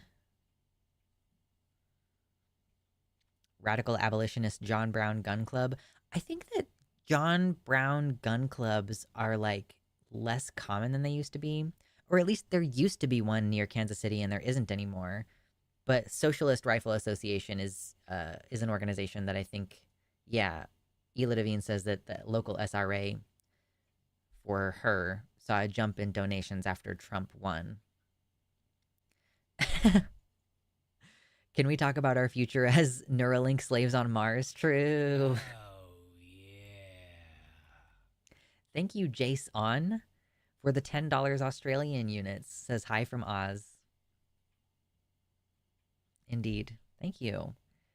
That is apparently $6.40 according to the conversion, which brings us to $26.40 for today. I love that YouTube just kind of automatically shows me the conversion. Lux, I don't think I've seen you since last week. What are your thoughts on the ending of the United Health CEO? Well, give me 1 second. Let me get my chats back up because I just had to... They just went away. So we have talked about it already, but it's okay. What are my thoughts? Okay, I guess I haven't given my thoughts specifically because we've just been kind of talking about what is the general reaction to this situation. I think that this is the tolling of a bell. I think that if you are in charge of a health insurance company that has like a 32% denial rate, you are a murderer. And I am not going to necessarily say that like I fully endorse vigilante justice, but I will say like I don't feel bad at all. Oh, I think that it's an interesting look into what might happen next. I did not predict that this was going to happen. I was saying this earlier in the stream. I'll respond to this in a second, Turtle Bird Meme. Sorry. I think that if you are responsible for the murder of like thousands of people, then I think it would be fair to say that you deserve a proportional retaliation. So my personal opinion is like, I'm not surprised that this happened. Well, I'm surprised, actually. I'm surprised that this happened. I don't think it's unwarranted per se. And I think that if they're smart, other CEOs will quit their jobs or dissolve their companies and start supporting a single payer program. I don't think that any of those things are going to happen. I think what instead they're going to do is double down and say, we're so necessary. We the current CEO of UHC is like, we're so necessary. You need us. And it's like, no, we don't. In fact, we are learning that we don't need you, and that in fact you cause a significant amount of harm through social murder, and you kind of, if something bad happens to you, don't be surprised by that. um, Thank you so much, Turtle Bird Me, for the $7.77. Says, what's in the box? Indeed. What's in the box, indeed. In a sane or just world, the conditions that predicated this event could never have been reached. Yeah. Like, we should never have gotten to the point where the we shouldn't have health insurance companies, period. We shouldn't have a health insurance CEO who is worth $43 million with a salary of like $10 million a year. Yeah. We should not be in this situation. So when people start resorting to desperate measures to rectify the situation, you can hardly fault people for that. Baphomet, welcome in. Says, FML, my internet died literally right as stream started. Sad. But it only took them 2 hours on a Sunday to get it working again. So, counting our blessings. I can't do math. I am a dumb person who's not doing math right now. Okay, we're at $34.17 for today. Love that. Love that for me. Love that for us. Getting close to what's in the box. It's still shocking to me that America is the only first world nation that doesn't have some form of universal health care. Right. It's kind of insane. Like, America is so weird. We have like more gun death than anywhere else. We have more, like, the number one reason that people declare bankruptcy in the United States is from medical costs. Yeah, it costs a huge amount of money to give birth. Like, we have the highest maternal mortality rate of any other industrialized nation, like any other first world nation. So, yeah, it's quite strange. We are very weird.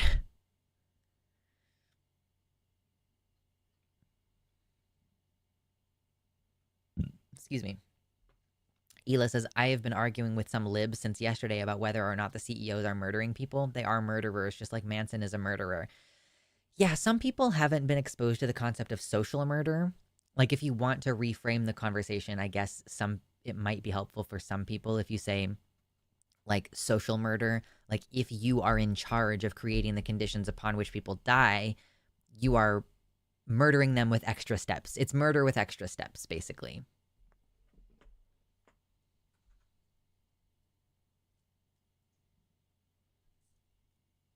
Yes, I did hear that they found his backpack filled to the brim with Monopoly money. We did talk about that earlier. It had a Tommy Hilfiger jacket and Monopoly money in it.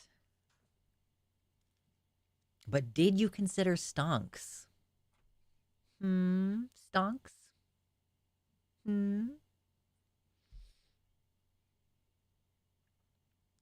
That's interesting, Skeptoideus. The United States has this weird law where you can't just outright purchase a gun online and have them ship it to your house, but you can buy individual parts and have them shipped directly to you. Yeah. And then just build it yourself, right?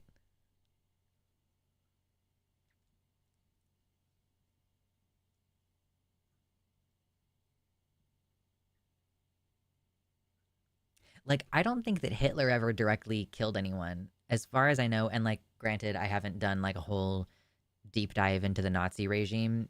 But I don't think that Adolf Hitler himself ever shot someone. But that doesn't mean that he wasn't responsible for the millions of deaths in the Holocaust.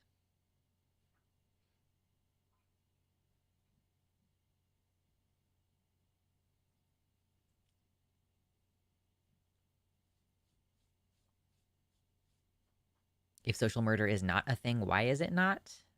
I don't know. What is the significance of the Tommy Hilfiger jacket? I don't actually know. I'm not sure. Hitler was a soldier in World War One, so he might have. Okay, well, yeah, okay. On a technicality, like like being a soldier and killing people in a war is okay. I will admit that yes, that is the same as killing people, but I was talking about the context of World War II and the Holocaust. In his position as Führer, did he directly kill anyone in the Holocaust? Certified streamer moment. Listen. Being corrected by pedants in the chat is definitely one of my favorite things about being a streamer. I like that I can be wrong and be corrected and accept corrections real time. Like, it's kind of one of the things that I like about this conversation. Yes, yes, yes. Yeah. Did Hitler kill anyone personally when he was in power as a Nazi, like as the Führer of Germany? But we still hold him responsible for those deaths regardless. I am definitely a pedant. Yes, no. You know, I know gay fish. I count on you to know details of stuff. I'm like, who's the actor, or like which is the what is this guy called? Like who what is, you know, I appreciate your encyclopedic knowledge. Obsis says that she calls pedants pendants. It's very fun to watch them squirm. Oh man.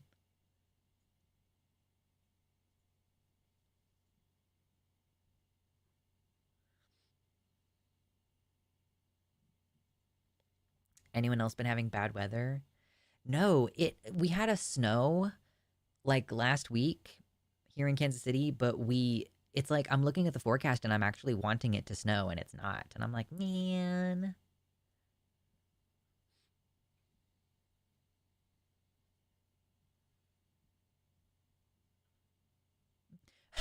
Mira says one of my favorite some of my favorite conversations are when someone incorrects me about trans related facts. Let me explain. No, no, it's too much. Let me sum up. What a great use of that Princess Bride quote.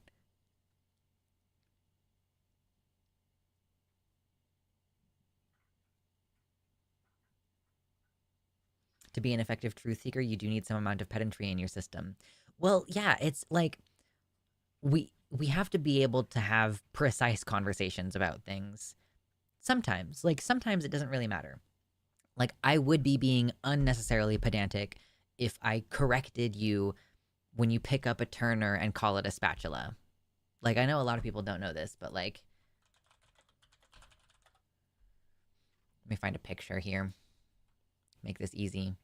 Um okay, that's incorrect. Okay, here we go. Let's open image in a new tab. Okay. So these in the middle, these are spatulas. This down here, and I know it's kind of hard to tell from the picture, this is the thing that has like it has a slight bend, and you use this for like flipping pancakes and flipping burgers over, right? This is a turner. It is not a spatula. A spatula is something you use to mix things. But in most situations, it would be unnecessarily pedantic if someone said, hey, um, you know, this is my spatula, and they're holding a turner. Yeah, spoonula. Yes, the spoonula as well. So like there are some situations where your pedantry can become unnecessary to the point that it's annoying and like not productive. But if we're having a conversation about like quote unquote common sense gun control, okay, well, people are going to disagree about these things. And like it matters, you know, if we're talking about like the parts of a gun, or like, you know, should guns have a certain rate of fire or whatever, or should guns have a certain I don't know, like should we moderate guns projectile power, like in the sense that like oh shit, the the AR-15 is like not a very powerful gun compared to other rifles, you know, or like because you know it's basically a 22, or like it's pretty small caliber bullet. But anyway, so there are some situations where I think that pedantry is required and helpful. And there are situations where it's like, you're just being a dick, you know?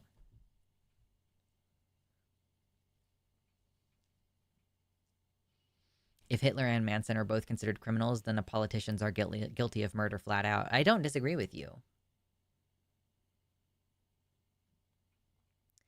Ela Devine also says how tomatoes are botanically fruits, but culinarily are vegetables. In fact, the word vegetable doesn't occur in the botanical world at all. Yeah, it's exclusively a culinary term. Like a cucumber is a fruit, an avocado is a fruit, because it has to do with the function that that part serves on a plant. Versus culinarily, okay, well, a fruit is generally considered like sweet. And so it has lots of sugar in it, it has high water content, is used in certain applications in cooking, and a vegetable is like, you know, tends to be savory, tends to be used differently, tends to be cooked differently. But it's like, when does it matter to be pedantic about that? Vegetables are technically any edible part of a plant. Therefore, all fruits are vegetables. Solid. Love that. Solid, solid.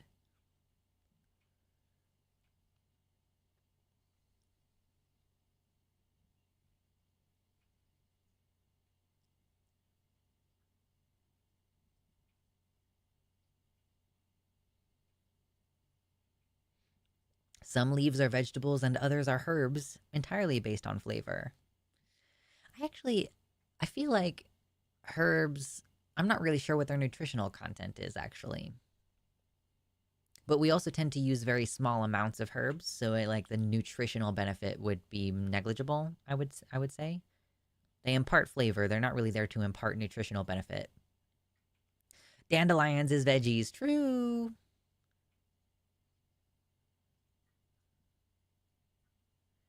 I'd argue this isn't even pedantry, it's almost just wrong.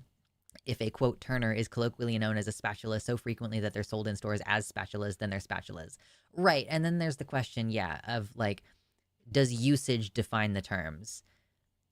I think that when you have like these two different things are both called spatulas, the thing that you use to mix and the thing that you use to flip things, like there are going to be situations where that creates confusion. They're not very high stakes confusions, but they are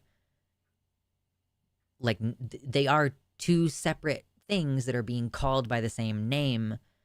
And if I tell someone to hand me a spatula and they hand me a turner, like we need to have some clarity of communication there. So it's like, and like of course words are all like made up and whatever.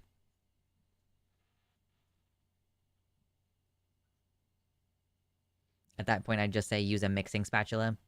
Yeah, the term that people are using to differentiate because this has blended in a way that is like literally incorrect. A silicone spatula is the thing that tends to like that's the term that has come up to differentiate a spatula from a turner, because a spatula is not a turner, but people call turner spatulas for whatever reason. So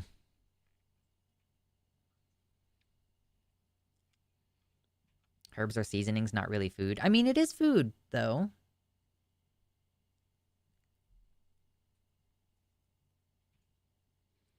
Skeptoides says, I'm going to use my knowledge of botany to create a fruit that looks absolutely atrocious on the outside, but it's actually super delicious. Make it super white and call it a Jimmy. I'm going to tell him you said that. You could make a salad with basil leaves or mint leaves in it. Yeah. It just would become very overwhelming if you used a lot of it.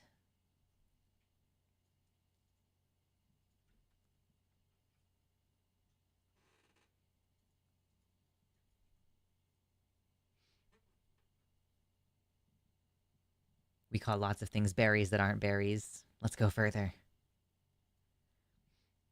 Dandelions were commonly eaten for most of human history until the lawn lords declared them weeds in the past century. Yes, it is so weird to me that dandelions are not a big part of our diets because they historically have been. Like, You can roast the roots to create something like a sort of energy boosting beverage, kind of like coffee. The leaves can be eaten. You don't really want to eat the stems because they're just full of bitterants. Uh, but like the flower is edible. You can make tea, you can make wine or like mead out of the flowers. So they do have a like literal impact on your health though. So don't just willy nilly eat dandelions. Looking like especially if you have low blood pressure or if you take lithium.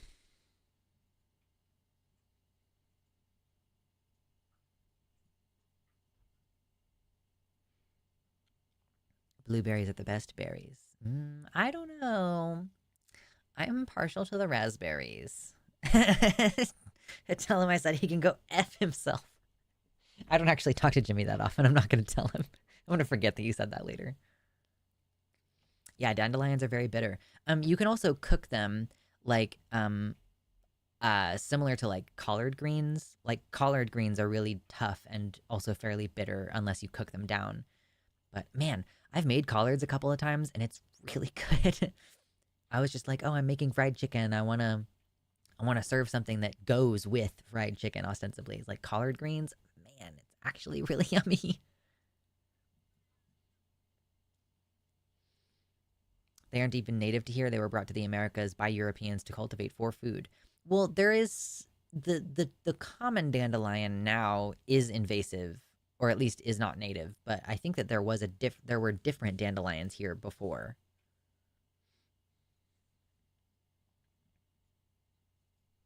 I'm a rare blackberry best berry enjoyer. Blackberries are fucking good. They're delicious. They just tend to be a little bit like more toothsome than raspberries. Like they require a little bit more chewing.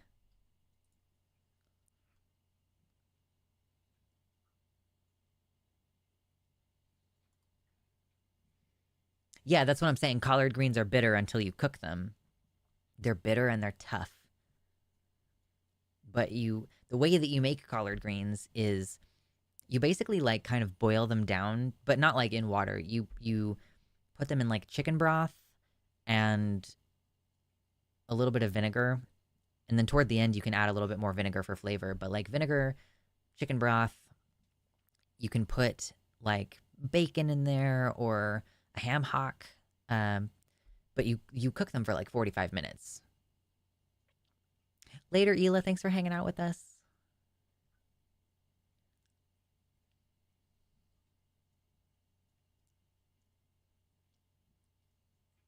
Are you talking about dandelions right now? I have had success slicing the roots thin and drying them with a bit of salt as chips. You can also grind the dried up roots into flour similar to potato flour and make little flat cakes. Ooh! I wonder when Moss is going to start complaining that we're making it hungry. I was stuffing my face literally while the intro music was playing earlier. So I think that I probably should be able to go a while without being hungry, but we'll find out. Is it appropriate for me to ask a specific trans related resources question here now? Sure, Mountain. Sure. We can take a hard turn. We're talking about something that is not politically relevant at this moment anyway, so yes, it's fine. Let's redirect to trans issues, huh?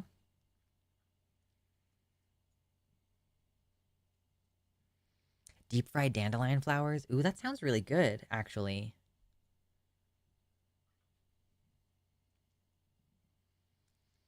Plenty of wild berries during the dandelion season, and if you are harvesting and drying all summer, you can build up a fair amount of the flower, and it is shelf stable for around a year in a tight jar. They look like carrots when you pull them out. Oh, cool. Dandelions also apparently off-gas ethylene, which ripens fruits. Neat. Fun, fun.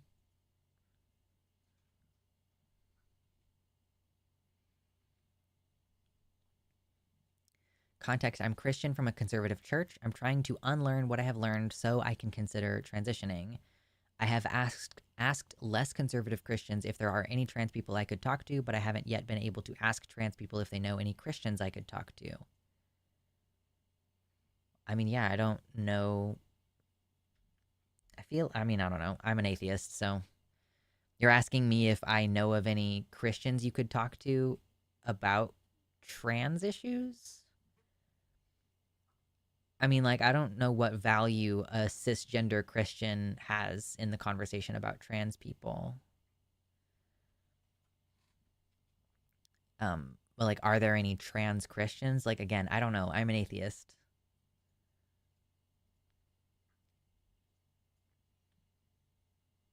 I don't personally find any value in the church or in believing in things that there is no evidence for it. And if the institution of Christianity is hostile to trans people, then like Quakers, I support Quakers. I think Quakers are fucking cool. Um, Quakers are not Christian. That is a very different thing. Like if you want a religious thing, Drea is a trans Christian. We have somebody in the website chat, which is this over here. Some people are suggesting Unitarian Universalist churches. Unitarians, yeah.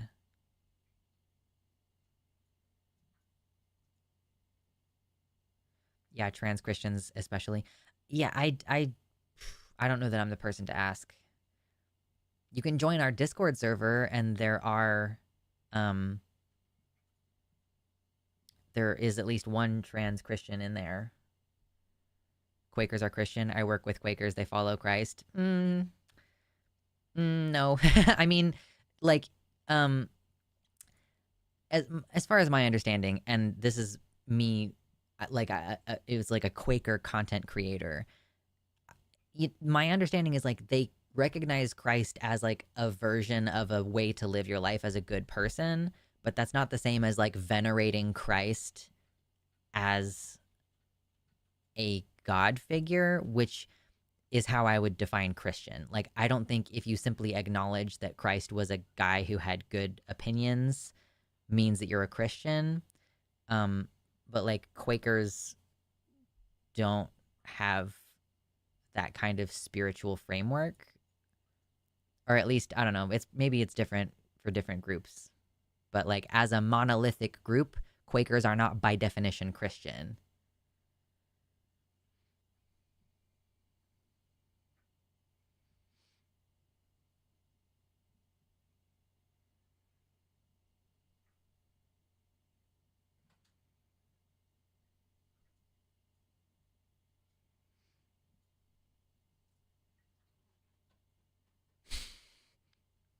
Juvenile.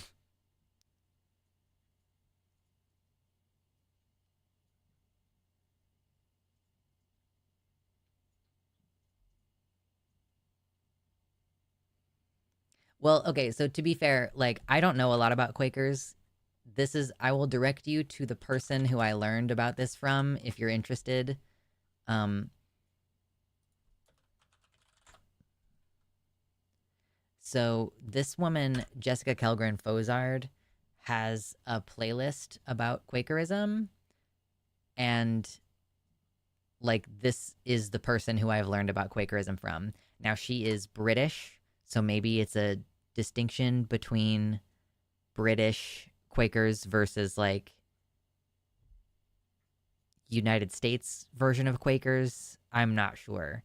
But like I did not get the impression from Jessica that Quakerism is just like a subsect of Christianity. It seems to me like they're distinct. And that's one of the only reasons why I'm cool with Quakerism, is because it seems like it's distinct from a lot of the moronic bullshit that's involved with Christianity.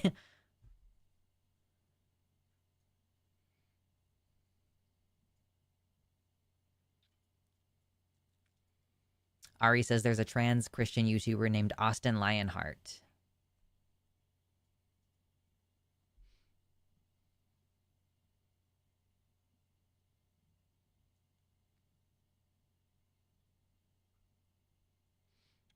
Noah says, random. My dad visits today and watches football. He gets mad because one of the commentators speaks only in Spanish. I proceed to only speak to him in Spanish. Am I the a-hole?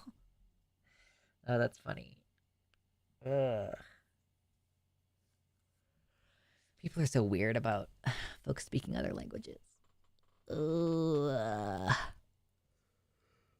Ugh. Yawn.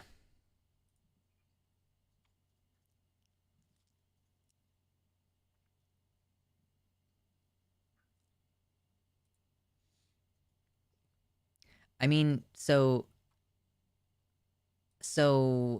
I would be more likely to acknowledge that maybe like British Quakerism and United States Quakerism is are just different things. But Jessica Kelgren Fozard was raised in a Quaker family, in a Quaker community, and she has been a Quaker her entire life. So I don't really think it's fair to say that she doesn't know what she's talking about because she has more experience than you do if you have worked with Quakers for the last 20 years. She's in her 30s and she grew up in the Quaker church. So like I think that like there's just maybe a difference between certain groups or other groups, or maybe like Jessica herself takes a personally fairly agnostic view toward the God question, or like her particular group of Quakers that she's from take a more agnostic view toward the God question.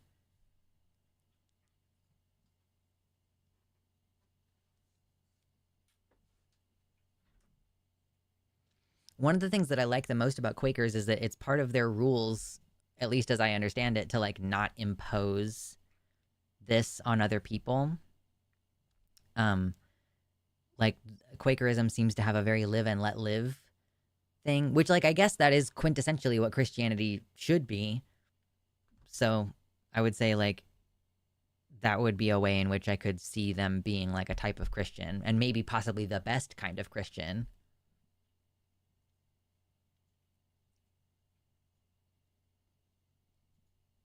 Nothing you can tell me will convince me that Quakers don't take oats for communion. True. They make no bake cookies. That's what you do at communion as a Quaker. You make no bake cookies with the oats and the peanut butter and the chocolate. I need to get rid of all of my oats before we move, so I'm thinking about making no bake cookies soon. That would be yummy. I'm so nostalgic for no bake cookies. It was like something that my grandma would make when we would have family gatherings, and I was like really into them. They're delicious.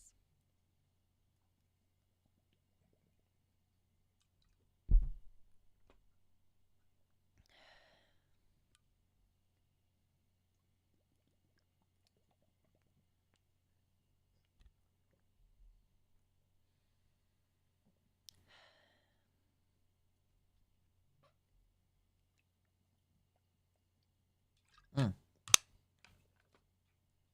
Drink water. Yes, we're talking about Jessica Kelgren Fozard. She's so cool. She is like she's a lesbian, she's a history buff, she's a Quaker, she is disabled, like she's deaf. She's so cool. I am looking on her page and this is not a claim anywhere. I mean, again, so she has like an entire playlist with multiple videos talking about Quakerism. So if you're just like glancing around, it's also Quakerism is not a huge part of her identity. And this is part of what I respect about Quakers, at least as far as she is interpreting it, or as far as she communicated it when I watched the video, was that part of the thing about Quakerism is not shoving your beliefs in other people's um, faces and like mostly letting other people do things and like you just be kind and worry about yourself and your behavior. Yes, she's also a mother. Yeah, she's married to another woman. She's in an interracial marriage. She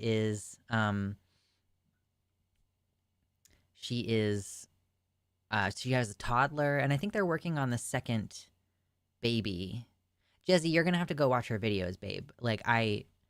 I'm not gonna take the time away from this to go scrub through.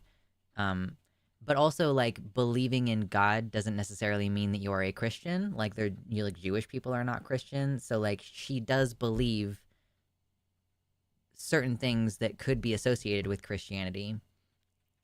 But like, yeah, I feel like you're kind of upset about this because you're spamming chat right now. But I welcome you to go listen to her perspective because I'm just trying to reiterate to you what I remember from a video that I watched not very recently. So, but the impression that I got was that Quakerism is like a separate religion. So,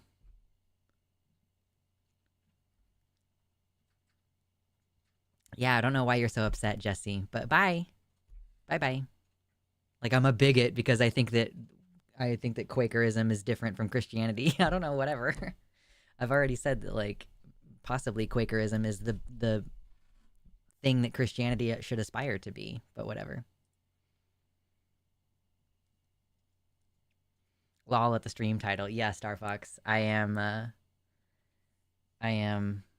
little hungover. I'm feeling better now than I did this morning, but I'm still a little bit like ugh.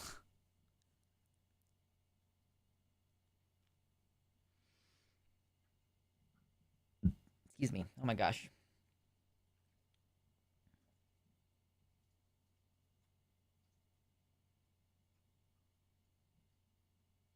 More like you're a bigot because you don't like Christianity, Lamau. I think someone was butthurt that a lot of people might have been harmed by their religion. Maybe. Um, like I don't know if you see over on the YouTube chat, but this person was like apparently really fucking upset. Like, I'm looking on her page and this is not a claim anywhere. It's like saying Jenner isn't trans because she's doing it wrong. Like, just go watch her videos and get her perspective. And like, I don't know a lot about Quakers because they don't really talk about their religion. So Christian means Christ-like. If a Quaker seeks to be Christ-like, then they are Christian. I mean, like, if you want to be like absolutely technical, Christian means Christ-like, but no, Christian is a like Christianity is a religion that has a specific set of beliefs. Okay, if Quakers were historically a sect of Christianity, like, cool. Um, yeah, that's fine. But like, like I said, I don't know much about it. I haven't researched it. I was going off of what this creator has said, who has been in the religion her entire life, and it seems like the version of Quakerism that she does has very little to do with Christianity. Christianity is a belief that Jesus died for your sins, that he is the Son of God, that you need to follow the Bible, that Christ will come again. Like, there is a specific set of beliefs. So, I mean, if you're saying like aspiring to be Christ like makes someone Christian, that makes me a Christian because Christ was cool with sex workers. He fed the hungry. Like, he was a socialist. Like, I think that those qualities are admirable and that I think that they're qualities that I should hold to. I mean, I don't really think about it very much because whatever, I'm like not going to base my morality off of some dude who lived 1,000 years ago, a couple thousand years ago. But like, Christian doesn't just mean Christ-like. A Christian is like a person with a set of beliefs that are very specific.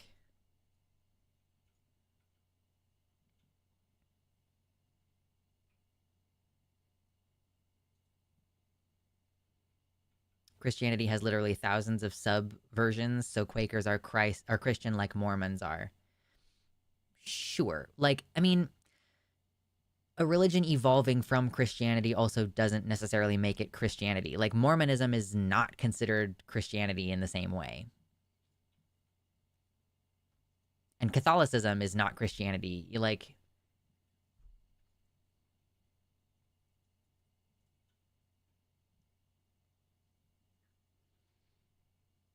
you were also like super chill and couching all of your statements in the context of your limits of knowledge. So calling you a bigot over that was just a little extra.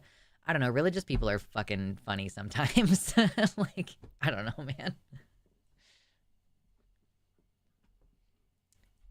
Skeptoideus says, I live in Wisconsin and we have Quakers, Shakers, Mennonites, and Amish. Quakers and Shakers are about as Christian as a Sheik or Muslim is. Hey, listen. Okay, see, that's the context. I'm like, it evolved from Christianity because fucking everybody was Christian at a certain point, basically. Um, Catholicism isn't Christianity. I mean, listen, it was a big deal when John F. Kennedy was elected because a Catholic was not, you are not a Christian if you're Catholic. Like, Catholics used to be dogged on, they were sidelined, they were discriminated against. Like, no. Like, in our modern understanding, Catholicism is basically just like spicy Christianity, but it is not. They are different things. um, there used to be a very hard line between those two things.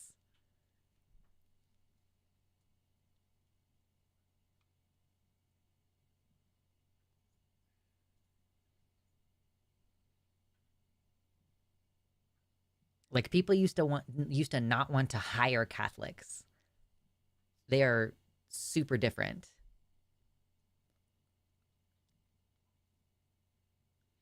Literally, Christian seminary teaches, colleges teach that Christian means Christ-like. Anything else is just cultural terminology. I think that a Christian seminary wants to have the broadest definition possible of Christian so that they can impose that on other people.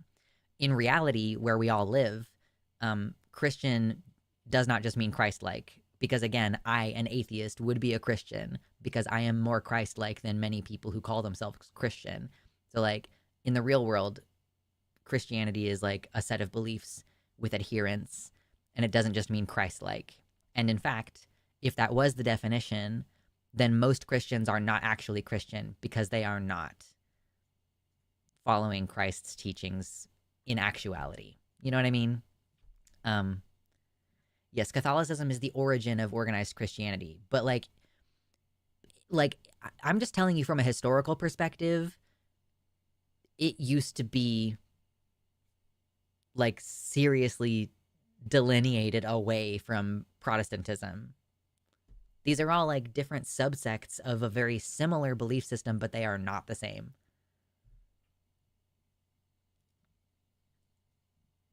I think it could be fair to say that Christianity is a blanket term, right? But it's like how non-binary is a blanket term and also is a specific term that some people use for their own religion. Like Christianity, you could ostensibly say addresses all of these religions that come from Catholicism. But also like it is a thing that some people specifically identify as.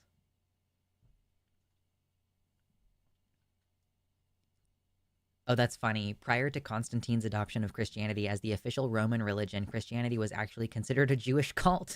That's fun.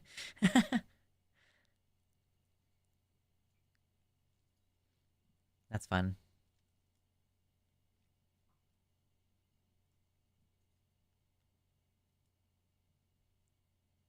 Joe Biden is literally the second Catholic president. Yeah, it's like weird.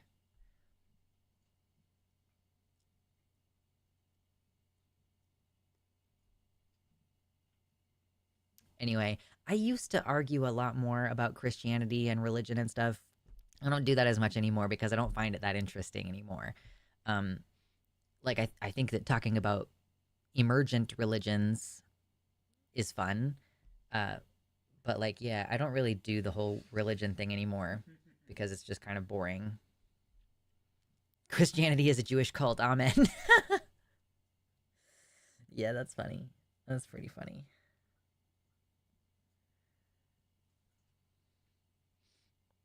Yeah, that's true. For all we know, Jesus could have been a trans man. He was born from parthenogenesis and only had two X chromosomes. He was a clone of Mary, actually. Oh, gosh.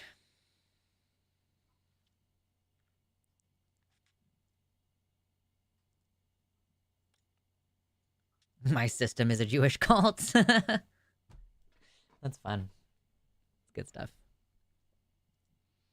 I've noticed the most common spirituality among trans people is paganism. Yeah, I think partially because, yeah, we don't take it too seriously. I mean, literally, this is a pagan altar you're looking at right now. It's decorated for Yule. I don't. I mean, like I celebrate Christmas culturally, but like if we're talking about my spiritual beliefs, I'm a pagan. This is a little snowflake that I crocheted. Look at it. I'm sorry that the lag is happening. I can see that it's happening, and I can't do anything to stop it. I made a snowflake. I crocheted this a few years ago. Isn't it cute? Anyway,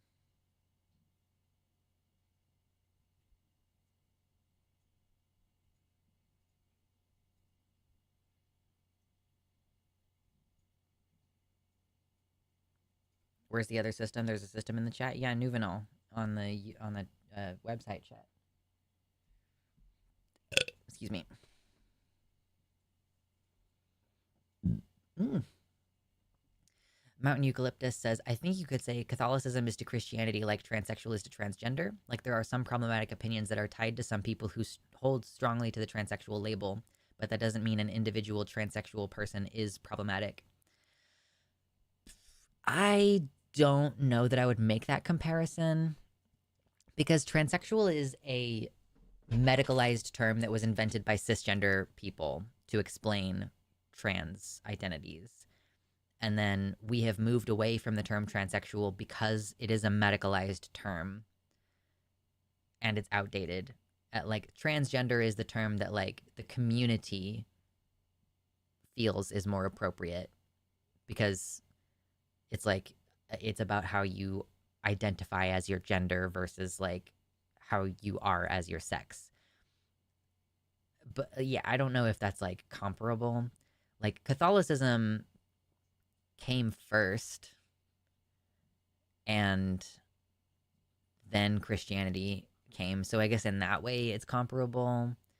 Um but like also Christians are very shitty to Catholics and transgender identified people are not shitty to transsexual identified people in the same way. So I'm not sure that those are comparable. Yeah, it was not just you. I saw the lag happening in real time.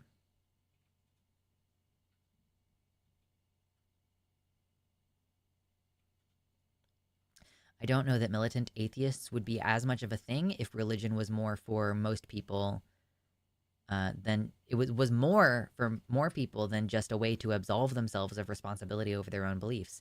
Yeah, um, I definitely think that there would not be such a thing as militant anti-theism if not for the fact that religion is extremely dominant and no thanks, Speedy Shimeji, no worries. Um, Christianity is so dominant and attempts to assert control over other people.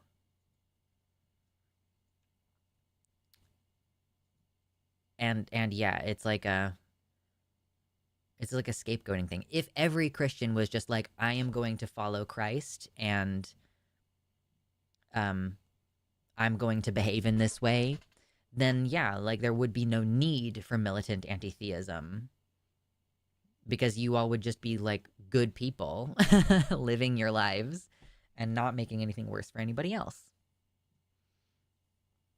I know some self proclaimed transsexuals who are hostile to transgender folk. Yeah, I would say transsexual identified people are more hostile to transgender folk than the other way around.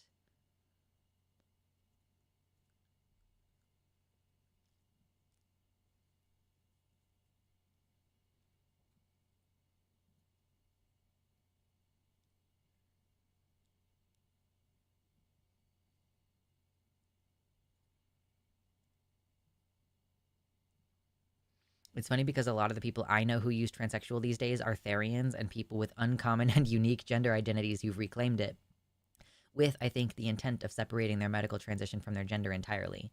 I call myself transsexual for this reason.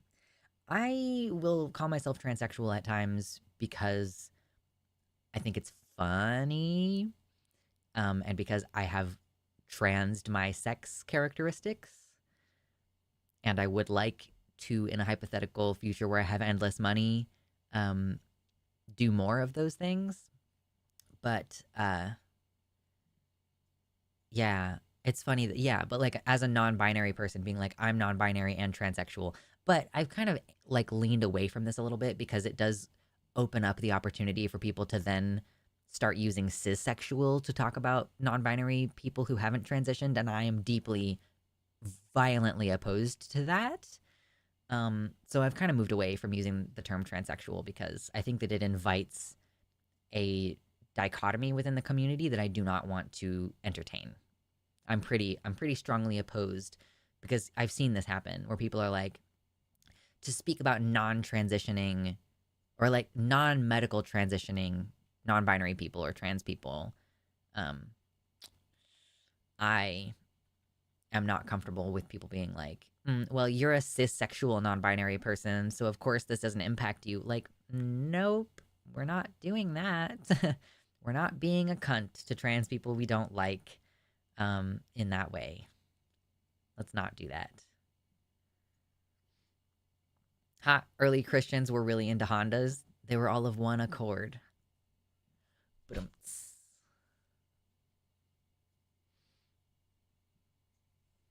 call myself... Yeah, I'm more likely to call myself the T-slur than a transsexual at this time in my life. Like, yeah. I'm more likely to call myself a tranny than a transsexual.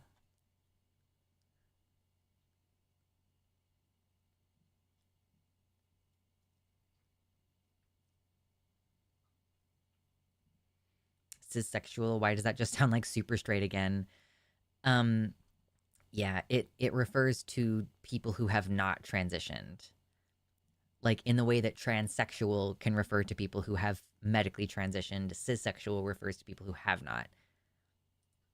So cissexual doesn't have anything to do with your gender identity, but it has to do with whether you've transitioned or not. And I just think it's super fucking stupid and shitty. Ah! Can we get to 100 likes today, do you think? We're 11 away. I feel like maybe we can get to that point today. I'm not sure.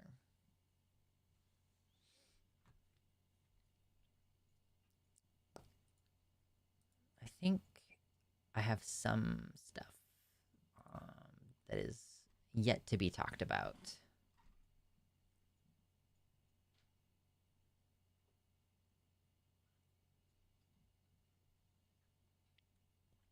I'm extremely online, but I word associate the term transsexual with buck angel types at this point. Yeah, no, exactly. Literally exactly. I don't want to be... by definition I am transsexual, but I don't really want to affiliate with those people.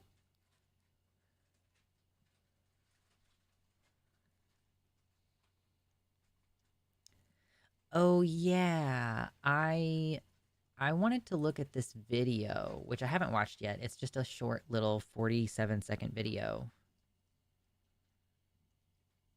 I liked the stream before the stream even started. Well, fine.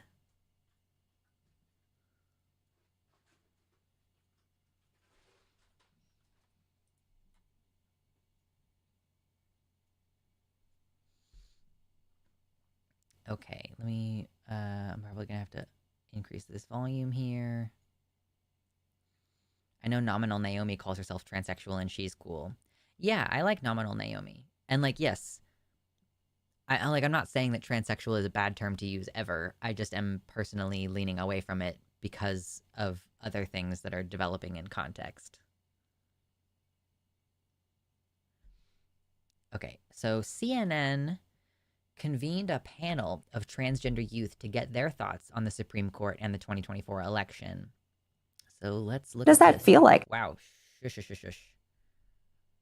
That was really loud in my ear. Okay, hold on. We've seen Republicans put a lot of money and energy into transgender issues. More than $200 million were spent this election cycle in anti-trans ads. What does that feel like to have so much attention by all these politicians on your identity? It makes me feel like they think we're puppets that they can play with, and it's just so wrong. It made you feel disrespected? Made me feel like literally dead inside. It's probably honestly the worst thing I've ever felt. I've heard transphobic politicians that say, no, you have the wrong gender, you're confused, honey. No, myself is a fact, not an opinion. And they don't get to decide that for me. I get to decide that for myself. We've seen Republicans... Damn. Dang. I hadn't actually watched that clip until just now. It does the same thing to me that every time I see trans kids defending themselves, I'm like, I'm so proud of you, but also I'm gonna cry because it's not fair. Yeah, that girl, she had a little bit of a southern drawl. I love her. I don't know who she is, but I love her so much. Oh my goodness.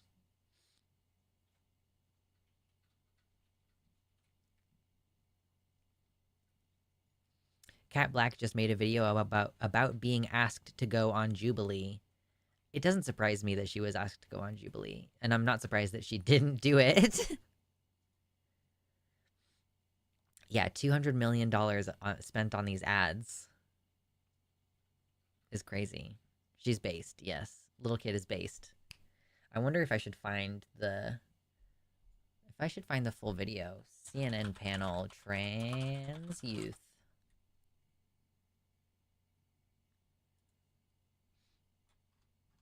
Mm-mm-mm. Where is the video?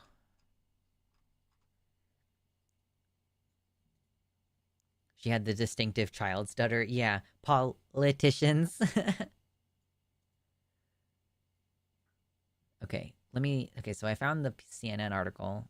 I wonder if this is, hold on, I have to see if this is going to be What longer. concerns have you had? Shh, shh, shh. Okay, so this is a 6-minute video. Okay, let me get this teed up and ready. Not gonna lie, Cat Black and Jubilee would be hilarious. She'd eat them alive. I just think that she wouldn't take it very seriously, and so it wouldn't actually end up being that fun. But Leah, let's watch the longer version of this. Had about speaking out? Hold on. What concerns have you had about speaking out? That I'm gonna be like murdered. Like one day I'm gonna be walking down the street and somebody's gonna come up and like shoot me or something. That's a really scary thing to be worrying about at 10 years old. Yeah, that should not be a worry. Michelle, what's going through your mind as you hear your daughter It's a bummer. say this? Of course, the mom is like crying. It's hard to hear her say that. And she asked me three questions after she heard who won the election. Are we gonna have to move? Are they gonna take me away from you? And am I not gonna be able to get my medicine? It's frightening. We've seen Republicans put a lot of money. I hate this. I don't know why I decided to talk about this. Oh, man. I just think it's powerful to hear, like, the affected group. Like, yeah, I'm trans, but, like, and, like, yes, I came out when I was a minor, but, like, I had a much easier time in that way than these kids do. So, like, I just didn't face the same barriers, partially because I didn't seek hormone care as a teenager. I didn't feel like I was ready to make that decision at that time. It would have helped if I had like a gender therapist. But yeah, I think it's just important like to hear from the group affected and for these young people to be like asserting themselves and, you know, stating like, these are my concerns. This is my identity and everything. Like, man, I remember Vosh was going to do Jubilee once, even flew out to film it. But they canceled it because the debate was about COVID denialism and not enough of the other side would agree to masking or vaccine requirements. That's funny. But also, my understanding is that Vosh is kind of a dipshit about COVID right now. And I am planning on emailing him to address some of the things that he's said recently. It's like, it's fine if the only thing you care about is optics. But, I mean, you need to just acknowledge that optics is the only thing you care about. Because he made some critical statements about the fact that a certain segment of the left is like still very critical of things like having DSA meetings with no masking requirements. And it seems to me, based on what I've seen, and I need to go through and like watch the full segment and respond to it appropriately, but I get the impression that he's basically like, people are over this and it looks bad that we keep focusing on it. Like, okay, so I'm interested to see what the difference would have been between Vosh on Jubilee 3 years ago versus Vosh opinion now.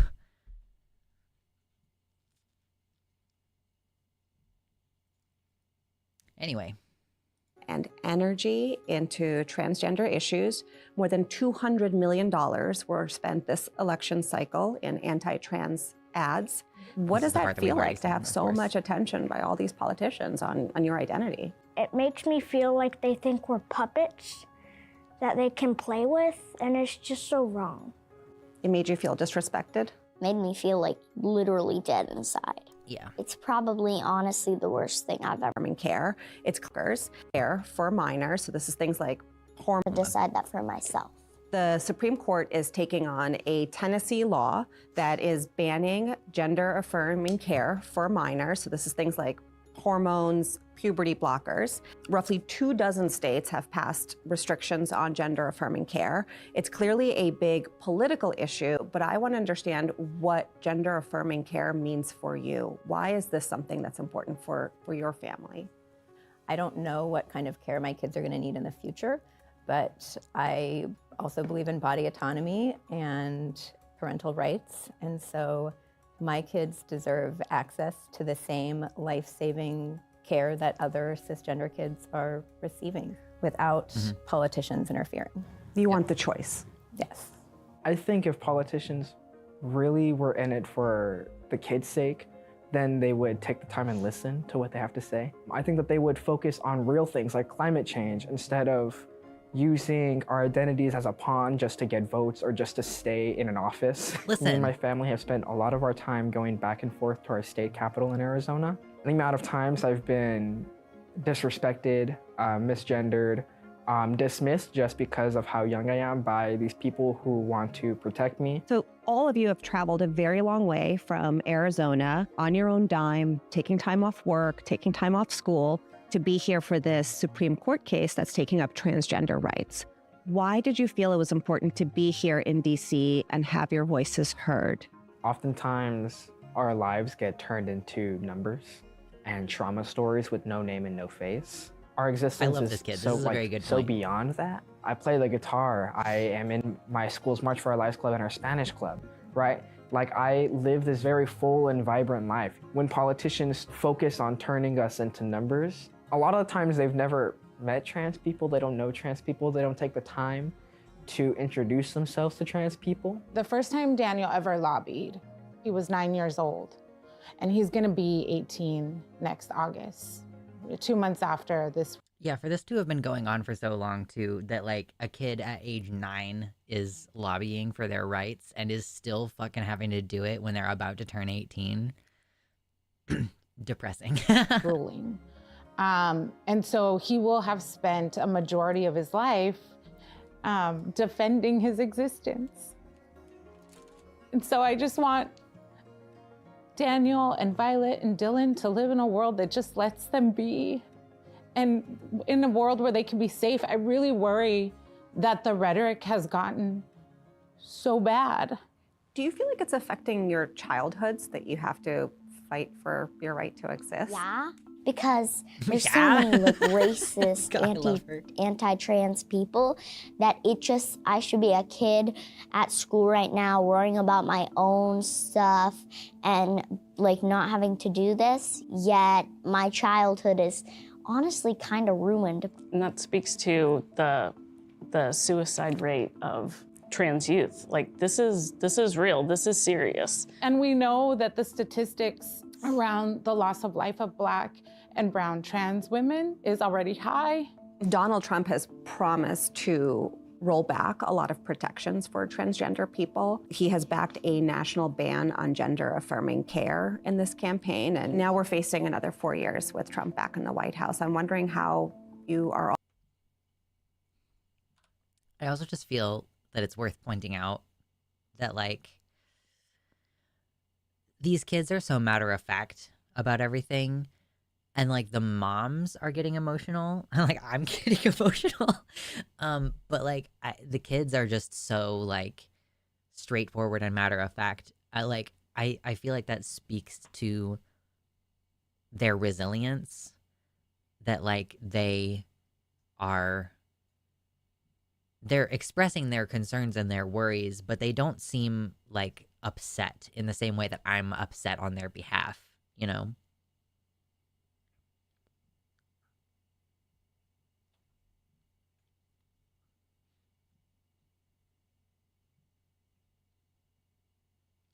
One of my biggest frustrations with modern reality is that so many people, high-ranking people, are simply allowed to lie through their teeth without being fully corrected by those who are hosting said lies. First Amendment rights should not protect intentional lying. I don't necessarily disagree either.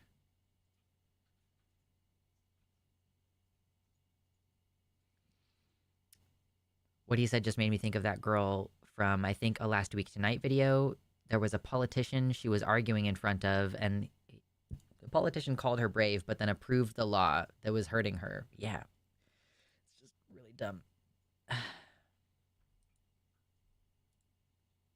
No, I don't need that. Hold on. Oh, wait, what was this? This was something from...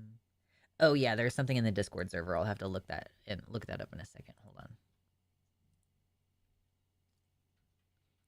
Yeah, these kids are pouring their hearts out and speaking with an incredible amount of maturity and earnestness, and I know that this will be dismissed as coached at best. Yeah. Like, well, the moms are making them do it. Yeah, the moms are standing right behind them, making sure that they say the right things.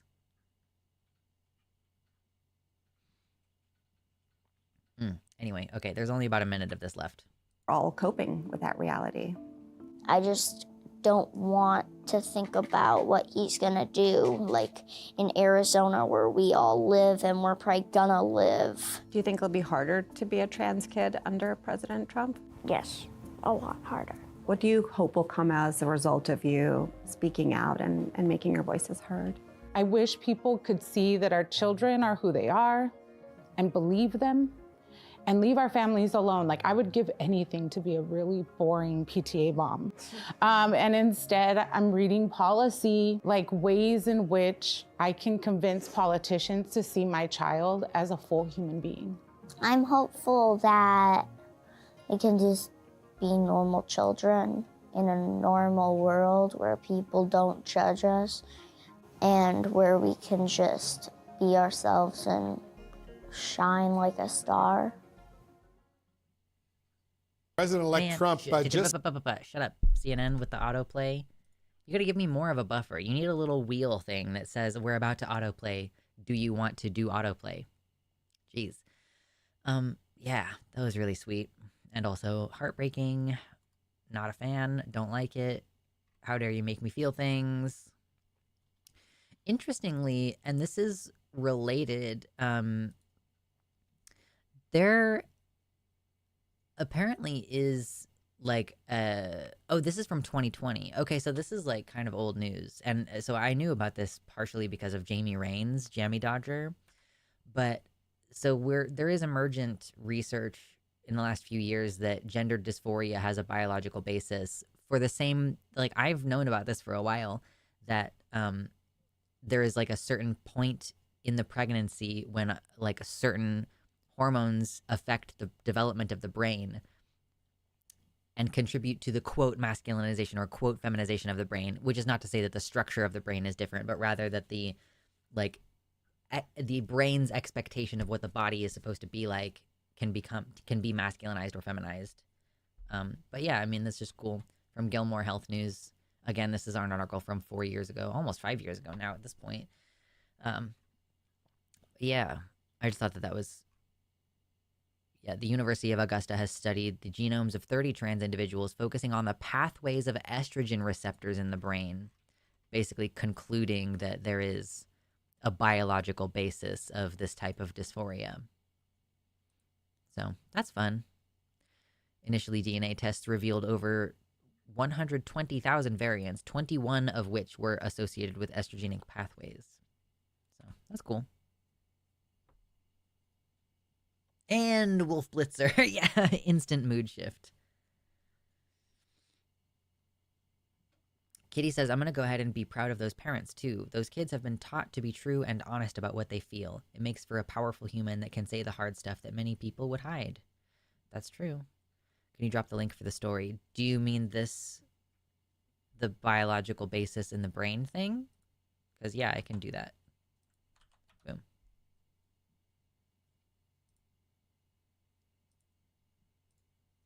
Here, I'll give it to website chat, too. There you go.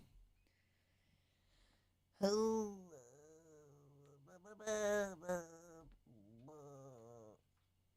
my god.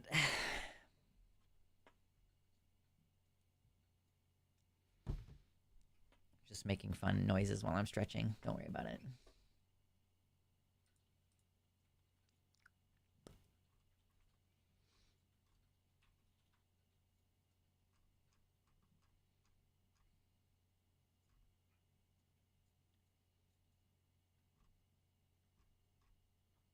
I thought that I had something. Okay, so let's look at this thing in the Discord real quick. Remember, y'all, if you ever have links that you want me to look at, you can post them in the stream recommendations channel. Oh no, the post was deleted. No. Oh, what was it about? Hold on.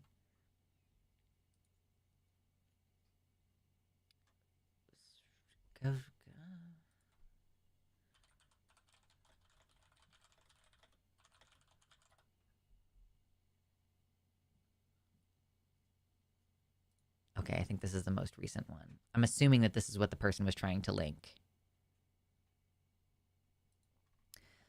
Where is this?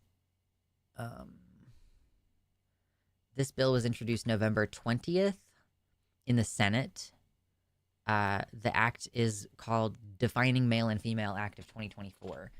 Congress finds the following. In human beings, there are two and only two sexes, male and female, which refer to the two body structures, phenotypes, that in normal development correspond to one or the other gamete, sperm for males and ova for females.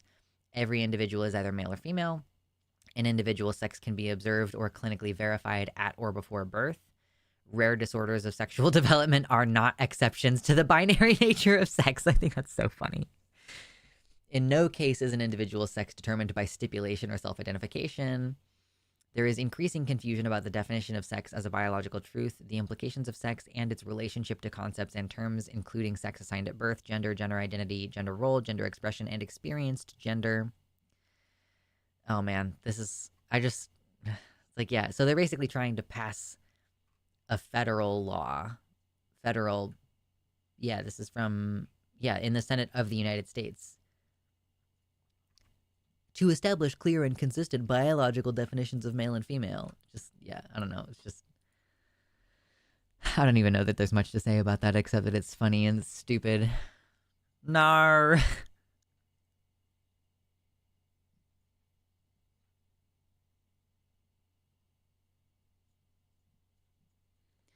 Reed says, I came out to my liberal relatives as trans. My grandmother refuses to accept me, and she isn't a Republican.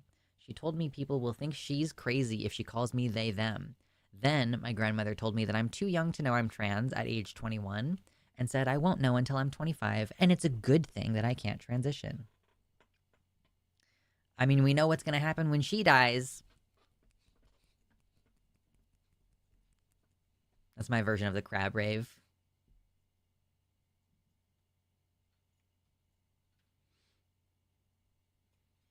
Phoebe says, I knew I was trans basically as a baby/toddler. John says, I knew I wasn't, quote, one of the boys in my first gym class when I was 6. Yeah. Anyway.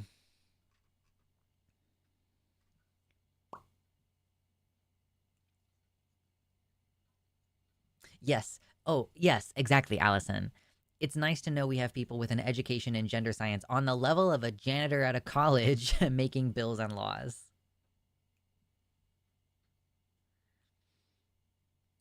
It's like, yeah, I don't want to repeat myself. Like, trans kids know who they are. The research indicates that they figure it out at between age 3 and 5, and that most of them are consistent. And I don't know, it's stupid.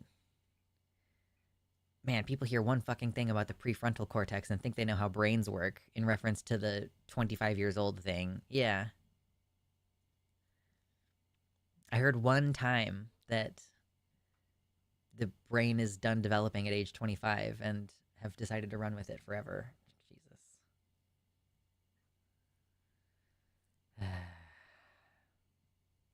Too bad for Republicans that biology doesn't bend to the will of Homo sapiens.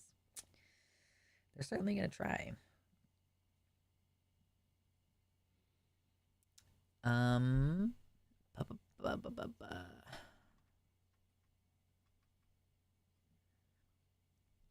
this is unrelated, but a fun fact.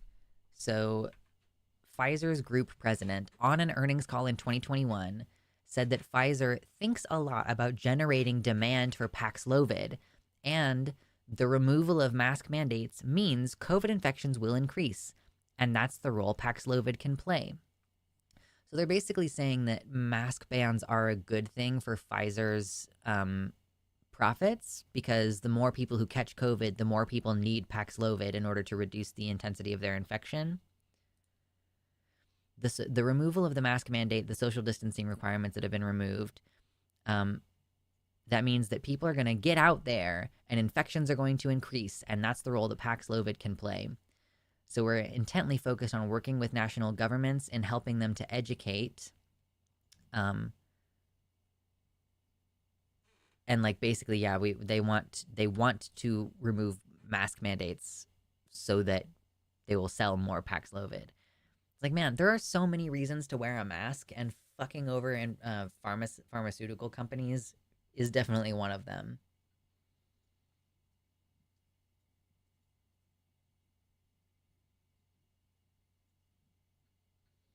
I do wonder if the average age of realization is higher for NB folks due to the non-binary nature of it. Yeah, I mean, I didn't figure out I was trans until I was like 14, which I guess is still pretty young compared to a lot of other people. But I was like basically okay with being a girl. But when the time came that I was starting to realize that I was going to be expected to become a woman, that was a problem for me. And like for young girls too, there's more freedom. You know, you're allowed to dress differently. You're allowed to transgress gender norms. My mom worked a job in a warehouse where she was like very muscular just from the nature of her job. So yeah, I don't know. I'm not sure if like non-binary people would know or wouldn't know because you know, I don't know. We just don't have a non-binary like gender role that we basically, as non-binary people, a lot of what happens is we start trying to identify as the opposite gender of the one that we were assigned, and then we find out that that is also not working, and it's like, I guess I'm something else.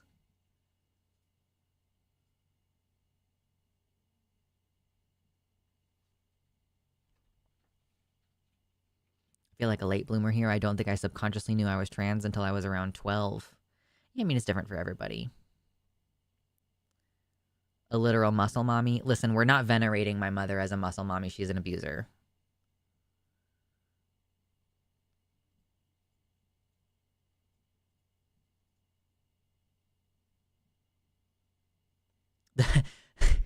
Exactly. The same science that tells us how the prefrontal cortex keeps developing tells us that kids know their genders. Crazy.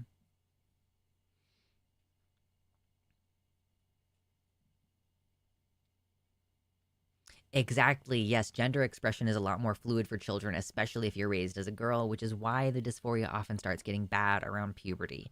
Yeah, I was like, I am very distressed at the idea that I am becoming a woman. It's not good. I was just saying that, like, I mentioned my mom just to say, like, I didn't have, like, strict gender role expectations placed upon me.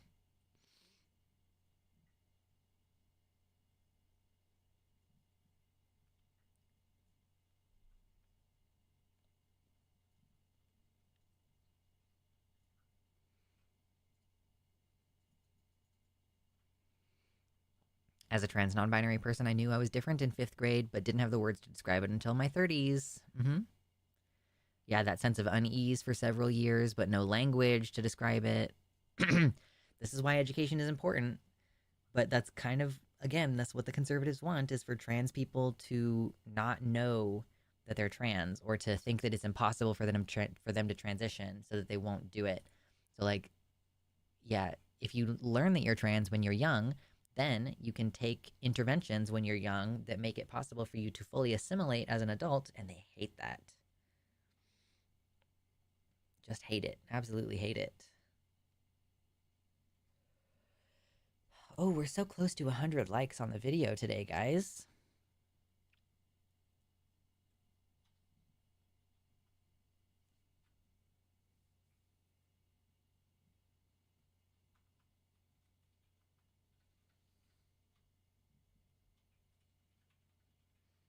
Didn't know I was trans until I was 18 because I didn't know it was a thing. Yeah.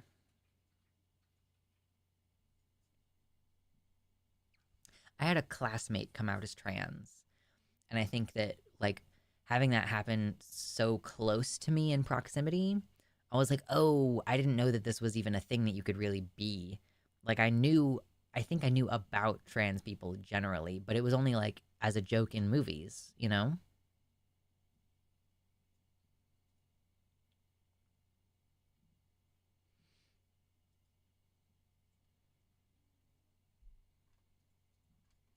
It was one of those situations where, like, I was in a friend group of, like, it was me and 2 other, like, girls, and then over the course of time, we all realized we were trans, but we weren't like friends because we were trans.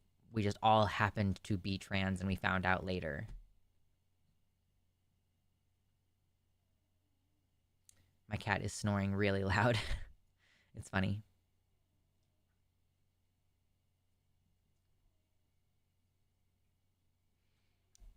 Yeah. Lots of different kinds of experiences. We're gonna probably wrap up pretty soon because again, like I'm hungover and I'm kind of tired and we've spent a lot of energy today, TBH. But I guess I kind of wanted to just talk about the video that I uploaded this week and sort of talk about, I don't know, the experience of making it. Okay, hold on. No, shush. Okay, good. Yes, queer people do subconsciously seek each other out. It's so funny, though. It's, like, so weird.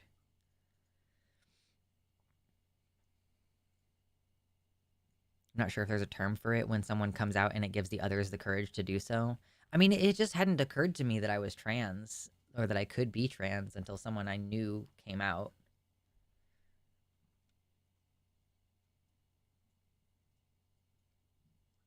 Magnetism. So if you didn't know, we still talk about trans issues and stuff on this live stream, but I'm kind of leaning away from it as far as the videos that I upload. Like, none of the conversations we had today are going to be edited and uploaded to go on the video or on the channel as a video. Instead, I'm switching to doing like video essay type stuff. So what I'm going to do is my goal is to basically do 2 videos a month from this point forward. I want to do one video that's a little bit more off the cuff, responding to something, and then I want to do like a scripted video. I'm not sure how well I'm going to be able to handle that, especially with me moving and everything, but that's kind of the general vibe going forward, is like 2 videos a month, hopefully. So I uploaded one last week that is a very sophisticated dragon review. Man, it's got like 455 views. It's really not terrible considering that it's a video essay and like completely unrelated to anything else I do.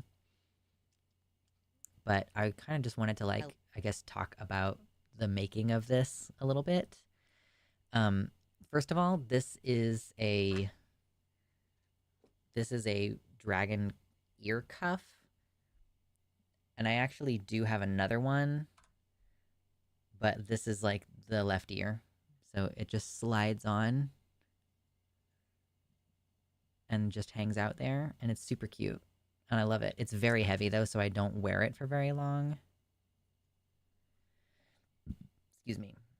Whenever I'm drawn to a celebrity, they always come out as queer at some point. Yeah. Elliot Page. So yeah, I don't know. I guess I could wear this more often, but it's just... And this one is like more of a Chinese dragon kind of thing, I guess. Anyway, it's cute. And I was wearing green because I felt like, yeah, that emphasized some of the dragoniness. So yeah, I found this fun. It was like nice to explore and experiment with different things that I could edit. So, you know, making jokes about like, this is me like doing this whole scrolling through the entire Wikipedia of dragons in movies. Definitely suits the side-sweeping hair. Yeah. I found it quite challenging, honestly. And I did make a couple of mistakes. Like, where's the dragon? Oh, here. So I made a mistake. This is supposed to say, wear wings. And I just accidentally deleted the entire row of text where the wings was. And then I decided that it was funnier for it to just say where. And then later on in the video, there's a part where like a clip plays sound that wasn't supposed to. This clip right here played sound when it wasn't supposed to. Yeah, I'm trying to settle into my style. And I also kind of felt like a pressure to keep the video interesting. So if there was any longer than like 10 seconds where I was just sitting there talking, I felt like I needed to do something else. Like, you know, this, I'm just talking, but then something is coming up on the screen. And each of these had a little sound effect. And here's a little Easter egg that you may not have noticed, but there's just like a page wipe sound for these two. And then this one is a zipper sound. Just a little zipper sound, which is fun. But yeah, I found myself being very anxious about the idea of like losing attention or like losing people's focus. So little stuff like, you know, changing the zoom, like either it's like, oh, and this, in order to emphasize what I'm saying here, I'm gonna zoom out a little bit. And some other stuff that I was focusing on in this video was like making sure that there's continuity for what people are looking at. So most of the time my face is right in the middle. So if there's something else that if I switch to a different thing, like, okay, I chose a frame where this dragon was right in the middle of the screen. How about adding a second camera to change up things in those long spots? Maybe. I do have another webcam. It's just not very high quality webcam. And I'm recording in Streamlabs. Like the same program that I'm using right now to talk to you, I'm using to record. So I have a frame of this that is just this. So I just sit down and I record like this. So I would need to have something else recording separately in order to have both at the same time. Like, I'm not really sure, unless I manually switched cameras.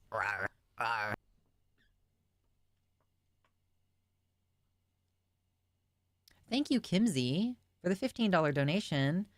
Kimmy ZM, I can't fucking read, says, thanks for doing the stream. It was good to listen to while I was cleaning. Also, regarding the best fruit/berry discussion from earlier, strawberries are the best. Strawberries are pretty great. Strawberries are good. They're not my favorite, but they are really yummy. Man, a strawberry lemonade from Sonic is delicious. Like because they actually crush up actual strawberry fruit in the bottom of the cup, so it's not just like a pump of syrup. Man, it's yummy. I'm a big fan. 34. That makes it $49.17 for today. Just about halfway to the dono goal. I don't know if we're going to make it, but it's okay if we don't. No worries. I also don't think there are any berries that I don't like. Learning how to weight subjects for camera shots isn't always easy. Yeah. I just like tried to take on... I watched a video that had some advice and I tried to take that advice on. So for this one, like I said, like I was talking and I decided that I wanted to make sure that there was like your eye line isn't... Sometimes it's okay for it to be distracting, or like you have to move your eyes to a different thing. But like, so this transition I really liked because it's my face and then it transitioned into the dragon. But then that dragon comes into frame at the bottom. This dragon comes into frame at the bottom, and then that your eye is down here for when we switch to this one, which is where this dragon does this. And then that wasn't as good of a transition, but it kind of was leading your eye down this way, and then this guy is the focus of this next scene. So yeah, those were the kind of things that I was thinking about during this. And like, this was another one. I really paid a lot of attention to this. Like, I really tried my best to keep the eye line focused. And like, okay, so then we have that cut to then this cut. This was a not great one where we switched back to her and then we switched back to me over here. That one was not as smooth. But I'm trying not to make it super polished and thorough in that way. Like, you know, for some parts of it, I was like, I really want this to be super professional and perfect. But then one of the video essayists that I like the best right now is Princess Weeks. She has a master's in English. And sometimes there's like something on screen that isn't 100% relevant to what she's talking about. And I think that that's okay. So for, you know, maybe at first the scene was relevant to what she was saying, and then this, she kind of lets it go a little bit longer. So that's kind of what I did with this one with the ikran, was that I was like, I'm just not ready to cut back to my face. Let's just keep that dynamism in there. Let's see.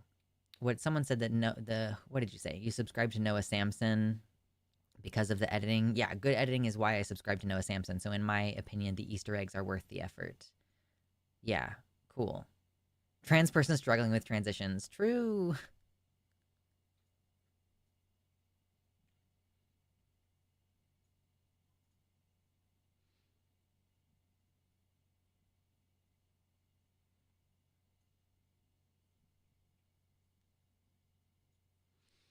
Okay, let me see. I don't know if there was anything else.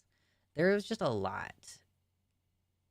And like, this was just, I just said like, we're about to strap in for a wild ride, and then cut to this scene, this way too dark scene of a dragon and a guy flying it, and he's like barely hanging on.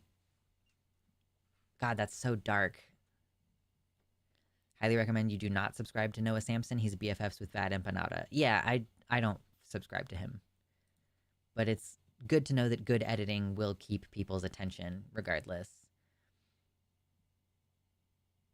This was a hard one. I had to edit this a lot to feel like it had a little bit more smoothness. This was like the longest single shot of just me talking, and I ended up disrupting it with, I think it's like a horrendous graphic that I just downloaded off of Adobe.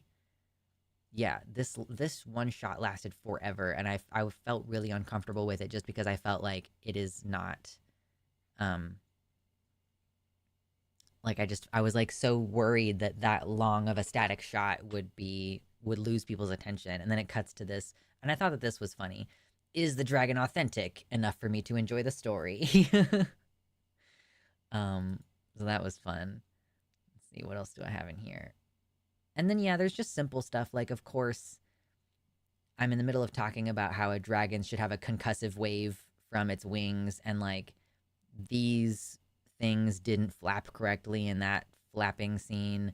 And then they kind of cut to this, and there you've got the wind from the dragon, but it was, like, kind of understated. That was a decent shot where it's, like, there was a camera shake that it insinuates that the ground shook when the dragon landed. And then I let it cut to this face, because then he comes back to me and your eye is in the same place. And then we cut to this from Jurassic Park. Same kind of thing about the shot composition. Like, oh, there we go. And you're looking at him right in the middle, and then there's me again. Essay commentary tracks, low-key, kind of a good idea for streams, IMO. Oh, yeah. Well, I know that's, like, PhilosophyTube does postmortems, which is kind of what we're doing now. We're doing a little bit of a postmortem on this essay and, talking about the development of it and everything. So, and I'm criticizing myself. Like, I want to be clear. My intention here is not to, I'm not going to start, like, criticizing other people's video essays. I'm, of course, going to be hypercritical of my own art, like my own content. I know, yeah, she's streaming now. She said she was going to stream at like 8 p.m. her time, she started over an hour ago, huh? But she's doing like an end of year stream kind of deal. And then we move forward in this, and then we start talking about the more scientific stuff. So we've got the wandering albatross. This was fun. Like, collecting the footage for this was time consuming, obviously, and like deciding exactly where the edits were going to go. How long should this go? Is this interesting enough on the screen for me to just talk over it for like a solid 15 seconds? Yeah, and then like cutting exactly when he was back in the middle of the frame. And then there's the middle of the frame again. We're talking about the wings of the dragon and how they're very much like bat wings, which this is actually, this scene, come on. I'm navigating frame by frame and it's difficult. Come on, dude. This frame from, this actually happened just before the dragon landing earlier when I showed the dragon like foot landing on the ground. So I ended up taking this scene and just using 2 different parts of it for 2 different relevant points. Obviously, there's a ton of dragon content in Game of Thrones, so that's probably going to be in a video that's general like this. This video was not. What's going to be the thing in this series is we're picking one movie or one dragon from a movie or something, and we're just talking about that. So this was a more general thing. Like, we're talking vaguely about when this happens on screen, then this other thing should also happen on screen. So, of course, I ended up pulling from Game of Thrones several times. Yeah, talking about bat wings, and then we move into looking at bats themselves. This is a very dynamic part of the video. And then, yeah, that was not the best cut as far as the eye line goes, but, you know, whatever. I was trying to show, like, here's the flexibility of the wings, and here's, like, an aerial maneuver that would be kind of difficult, and then cut back to my face again. Bats walking. These are just very cute little guys. Look at them. They're walking. Quetzalcoatlus, which I pronounced wrong in the video. I kept leaving out the L. It's supposed to be Quetzalcoatlus, and I kept saying Quetzalcoatlus. And he jumps, and he flaps, and he jumps, and he flaps. What a good boy. Okay, is there anything else interesting? Oh yeah, I stole a little bit of footage from Be Smart, because that's like the video that gave me the most knowledge about how to address this issue. Just generally, like, this video talks about how bats take off and fly, as well as talking about pterosaurs. It talks about the limitations that birds have with taking flight. And then, yeah, I was like, didn't have another footage prepared for after that, so I decided to just cut to this screen that says, literally, please seriously go watch that video. We have this little thing about How to Train Your Dragon, because I was discussing how is the dragon fire made. How to Train Your Dragon is very explicit that they secrete a gas and they have a sparking mechanism, except for this one dragon has 2 heads. So one head spews the gas and the other head has the sparks. So yeah, this just kind of made sense for talking about the dragon fire. We're talking about the anatomy, because you can see, like, this guy has 2 jet things in its mouth. And, partially that's a limitation of producing the scene and making sure that there is a practical effect of fire in the scene, but also that can help us determine, like, okay, well, is it breathing the fire out from within its chest, or is there some combustion happening within the mouth? So we can kind of look at that, to determine where the dragon fire is coming from.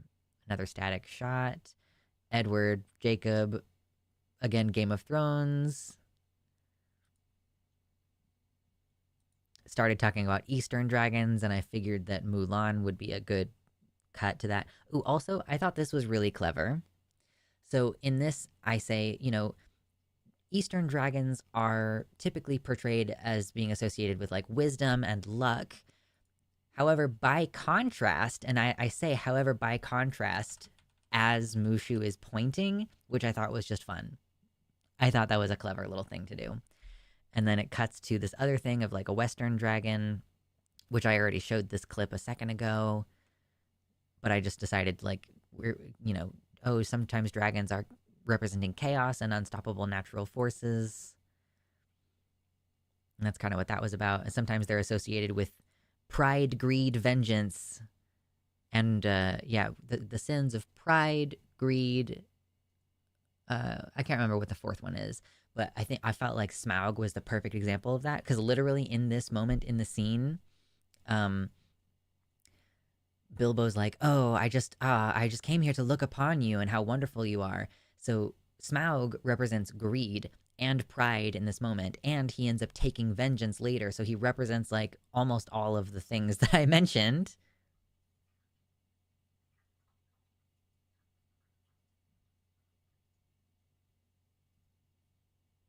Quetzalcoatlus they have on display in the Field Museum are frightening. Their heads are massive. I know they're massive.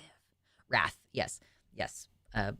Pride, wrath, greed, and vengeance. Vengeance isn't one of the 7 sins, but I kind of felt that it was appropriate to call it that. I think you did a good job, and that is, as a lifelong Dragon fan, the editing and everything else will come together as you do it more with this kind of video. Yeah, and this video was unique in that, like, I'm making a general video about the general topic, so I'm having to pull clips from all these different places, as opposed to in the future, like if I pick like Dragonheart and I just do that movie, then all of the clips that I'm gonna need are basically from that movie. And then maybe I can splice in, like, maybe occasionally it'll be necessary for me to cut in, but like, well, a bat would do this, and so it's weird that this dragon doesn't, or whatever. But I've already collected that footage, so it's like, if need be, I can reuse it later. But yeah, I felt like this part of the video made a lot of sense and tracked pretty well. I'm not entirely sure. So I decided to transition so it's like up at the top. I don't know how easy it is for you to see, but like it would fade in the title of the movie or whatever, and then it would fade back out. And I'm not entirely sure if that was the right way to go, because it might have been a little bit distracting. It's like, okay, and then that, it popped up, and then it's gonna fade away again. I don't know, but I wanted to have like the bibliography on the screen to some extent. I still haven't decided exactly what the best way is for me to do that. And then this was on Reddit. This clip was on Reddit of George R.R. Martin talking about how, like, the dragons are equivalent to nukes in his universe. And I don't know what the actual source is for the longer interview. I could only find this as a clip on Reddit. Would a dragon with all 4 limbs as wings be pretty cool? I feel like that's a bastardization. It's like, that's terrible.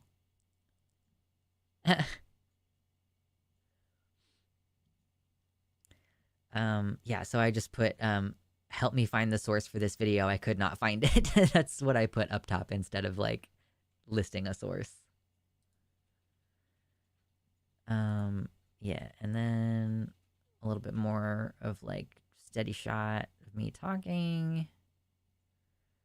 That was a pretty long steady shot too, was it? Did I just steady shot that for like 15 seconds again?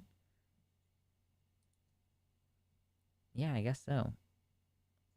And then a little Die Nibelungen cut in again. A little Falkor and something else. What happened after? Yeah, Falkor. Okay, this was another one where I felt like the transition from me to Falkor was not very smooth, but the transition from Falkor to this guy from Dragonheart was good. Don't the dragon birds in Avatar have 4 wings? Well, I said in this video that I don't know if Ikran count as dragons, because here's the thing. I don't know if an animal that flies but mostly serves a narrative purpose of taking you from one place to another, I don't know if that counts as a dragon, like, narratively speaking. Like, Ikran, like, there's the Toruk, obviously, there's the big one at the end of the movie, but, like, I don't, like, if you're basically just using them to fly from one place to another, like, it's just a glorified fucking horse at that point. And I'm not sure that narratively counts as a dragon. But yes, I think that I don't know, do they have 2 back wings? I would have to check. I don't have the footage up right now.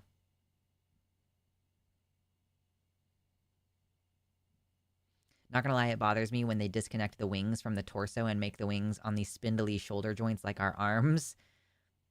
Yeah, I agree. Kitty. That is a pet peeve for sure. Like, the wing needs to be connected to the chest and not like a shoulder. Like, farther back kind of thing. Okay, yeah, I agree with that, Liam. Maybe Ikran are transport, and then symbolically only Toruk is a dragon. He represents, like, an unstoppable force, or like, if you dominate it, it really shows something about you. You'd hate that dragon cancer. Oh no. Drars or Horgan? Exactly.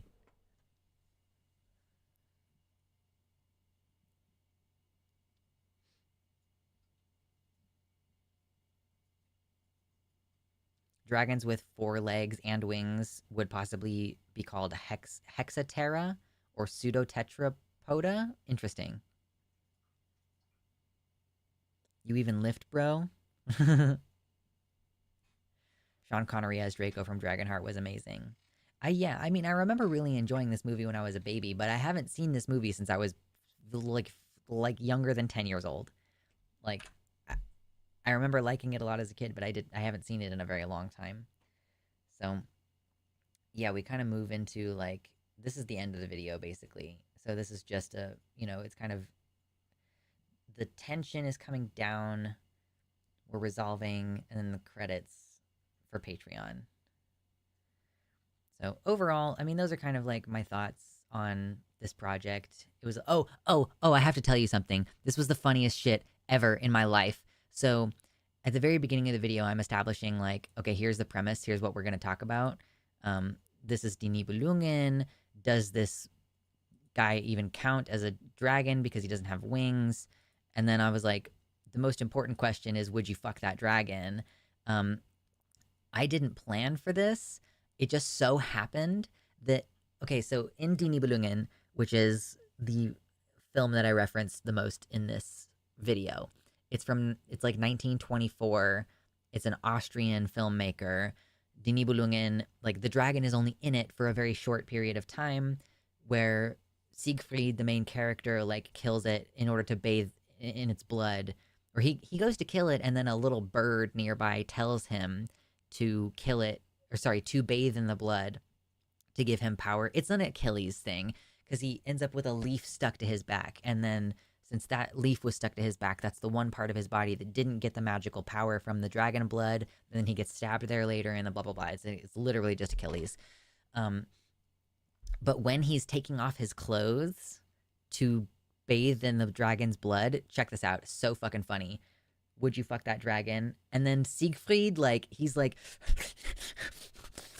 practically like salivating and licking his lips as he removes all these belts to go nakedly. It was the funniest fucking thing in the world when I was collecting footage and figuring out where exactly to put everything. Because I didn't watch Die Nibelungen before this. I just went to get the clip for the video.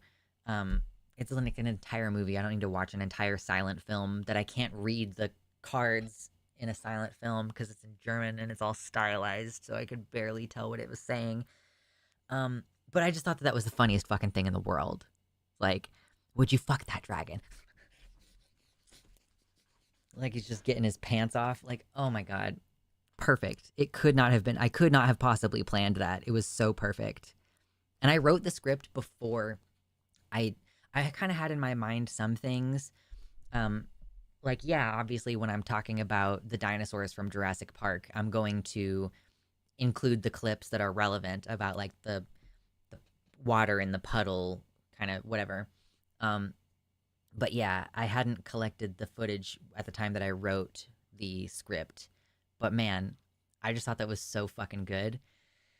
And I felt like, for the most part, my script was pretty serious, but the video editing is where I decided to insert humor, like, and I truly feel like, even from the very beginning, like, doing this list of, like, this was supposed to be humorous, like, this long list of movies from with dragons in them, and, like, the arrow is pointing it and going, where are its wings? Like, so many things about this. Or like, oh, does this even count as a dragon if he doesn't have wings? And then like the zoom in with a little sound effect of the Drake definition.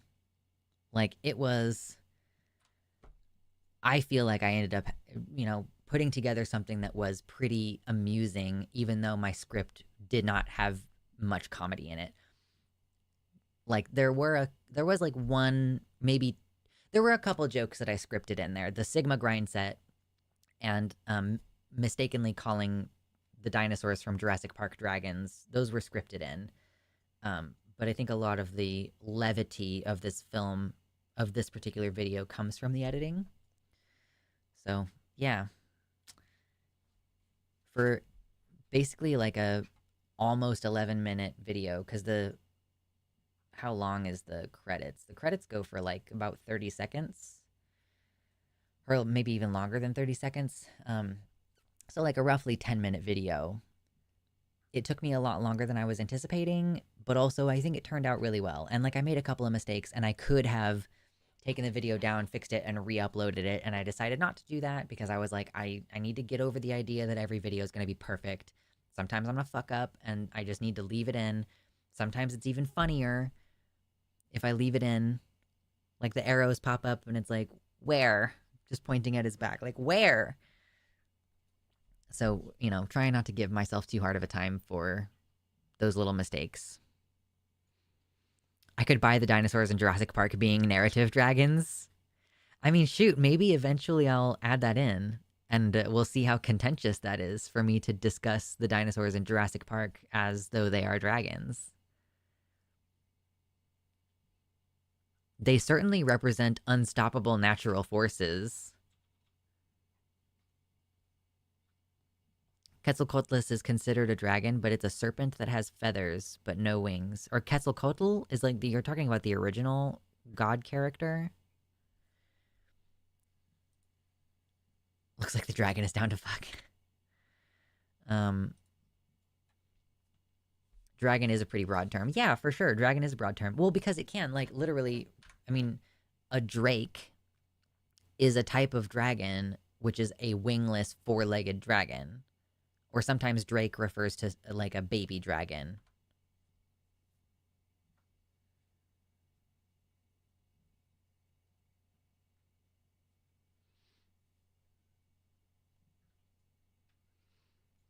And I will draw limits around this, because, like, I'm not going to watch an entire anime because it has a dragon in it, you know? Like, there are going to be limitations on this.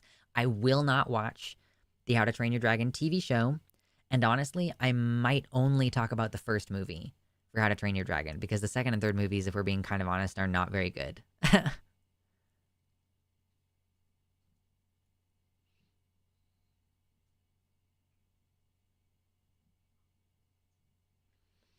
In Jurassic Park, the dinosaurs are also narratively devices that punish the pride, greed, and ambition of everyone involved in creating them. Yes. I don't know that generally speaking dragons do that. I think that technically speaking dragons, they tend to embody pride and greed rather than serving as just desserts to prideful and greedy humans. But that is interesting. We could look at that as a potential subversion of the trope, that instead of themselves embodying those things, they are being used to punish those traits. That's an interesting concept, actually. But I definitely think that the series needs to establish itself as, like, we're dealing mostly with actual, commonly understood to be dragons. And maybe, you know, go with some classics that people remember from childhood and stuff.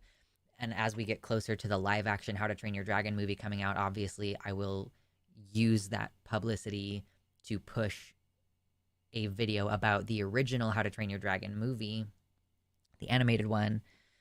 But yeah, I felt like this was a pretty good video, and it was pretty fun to make. And it took, like, literally more than a month. I didn't work on it constantly, obviously. Like, here and there, working on it took over a month, which is a long time for a 10-minute video. But overall, I feel like, and for it to have, for it to have only gotten 450 views, like, yeah, I kind of knew that was going to happen. Most of my videos get at least 1,000 views, and I kind of knew that it was going to be difficult for a time, but I think we're off to a good start. Excuse me. Looks, I'd find your take on a Russian movie about a dragon interesting. I don't know anything about Russian dragons.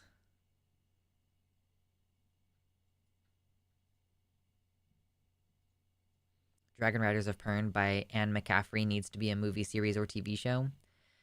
Yeah, I know that that's more sci-fi dragon-oriented, and I've heard good things about Dragon Riders of Pern. I've never read it myself. I'm very excited about the Aragon series coming to Disney+.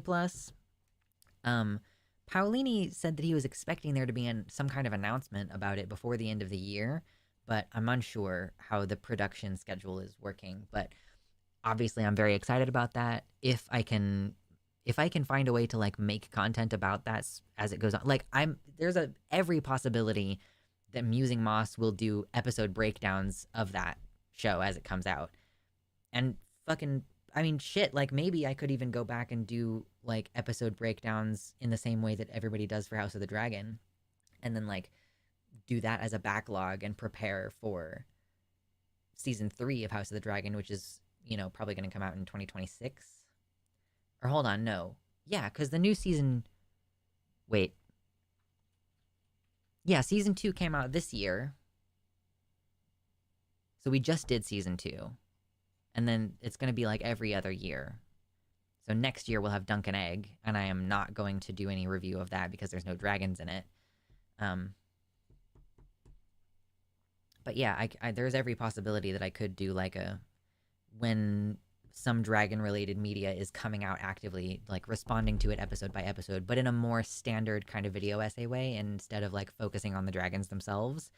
Because sometimes there's like barely any dragons in an episode. You know, a show like House of the Dragon is so drama of the human soul oriented that sometimes the dragons are just like not taking a huge, they're just not taking a front seat. Of course, the later on you go in the series, the more dragon content there will be, but isn't there a hot bisexual girl in House of the Dragon? Yeah. yeah. There's kind of technically like 2 hot bisexual girls, or like if you're stretching it, maybe 3 hot bisexual girls, but yeah. Yeah. It's good. Yeah. Oh, man. Kitty Tick actually says that she hopes that Anne's son respects her wishes because she never wanted movies. Tolkien also didn't want movies and specifically asked for The Hobbit to not be remade. Oof, yeah. You know, George R.R. Martin wrote the Game of Thrones series, or I guess is writing the Game of Thrones series, with the knowledge and intention that it could not be adapted.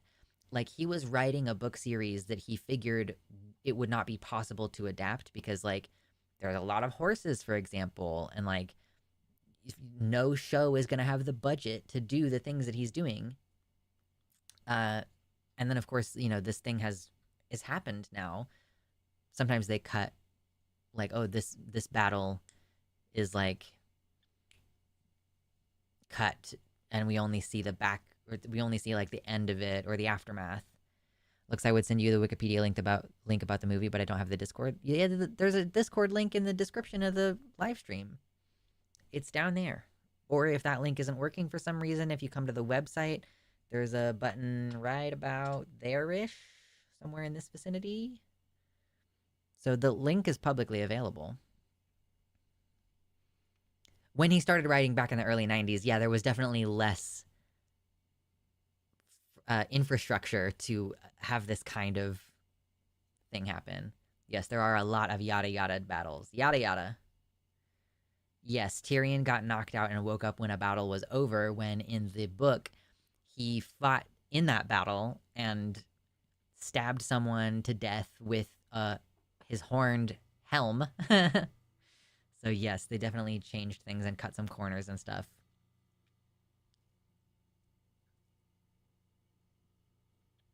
I just hope that the executives get off the writers' back when it comes to season 3 of House of the Dragon. Like, the executives deciding that it needed to be 8 episodes instead of 10 episodes, and the 8th season was like, or sorry, in the 8th season, yeah, 8th season of Game of Thrones. For season 2 of House of the Dragon was just like, stop fucking with the show. Like, stop fucking with it. Leave it alone. The writers know what they're doing.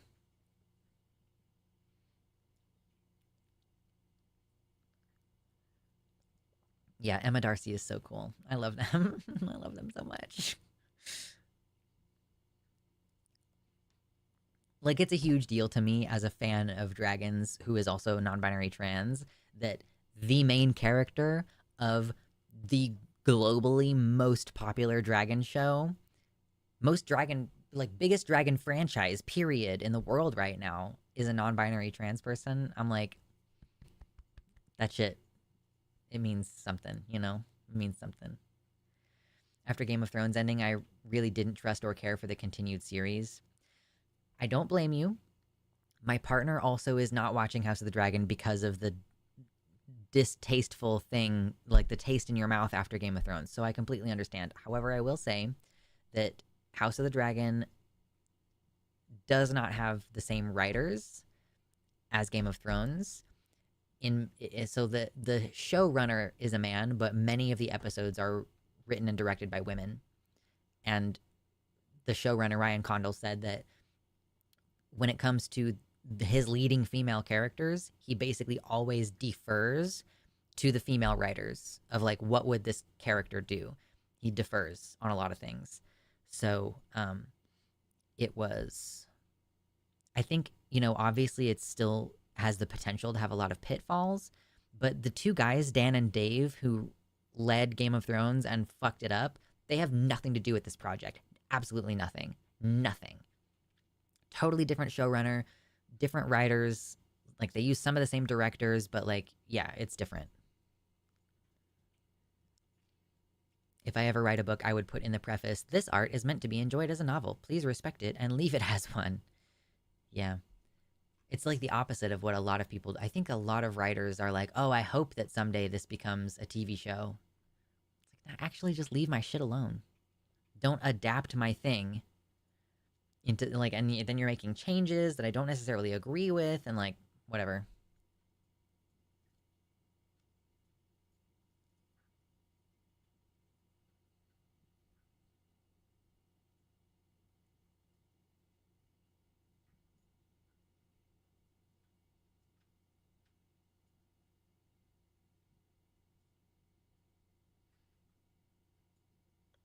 Can I just say how fucking good their casting for young Alicent and Rhaenyra was? Yeah.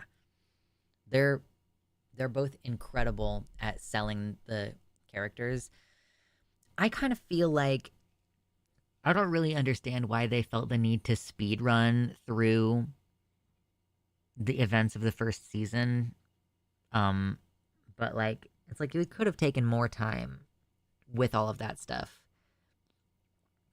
But whatever. I don't know. It's fine. It's fine. It's a good show, and I like it a lot. So I'm not gonna. There are criticisms, but like, overall, I like it a lot. So I actually hadn't considered until this stream right now going back and doing, like, reviewing the first and second season, and then preparing to like react to the third season as it comes out. But I think that makes perfect sense with the direction that the channel is going right now. Having the Dragon review series, and then House of the Dragon review series, reviewing trans movies, and then also my longer term video essay projects that I've been kind of building a list of stuff that I want to work on. So yeah, lots of fun, exciting stuff. I'm gonna have to get to work so that I don't have like projects on the table for like 5 years.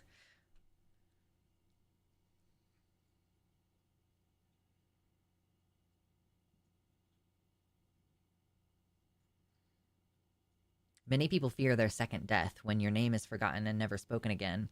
I am hoping to be forgotten. Making a mark seems to come at a pretty high cost to self if you want recognition.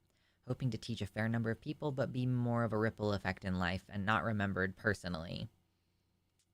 I think that makes sense. Don't begrudge you that at all. I don't really know that I think about my second death very much. Most humans throughout life have experienced their second death. Like, most humans who have ever lived have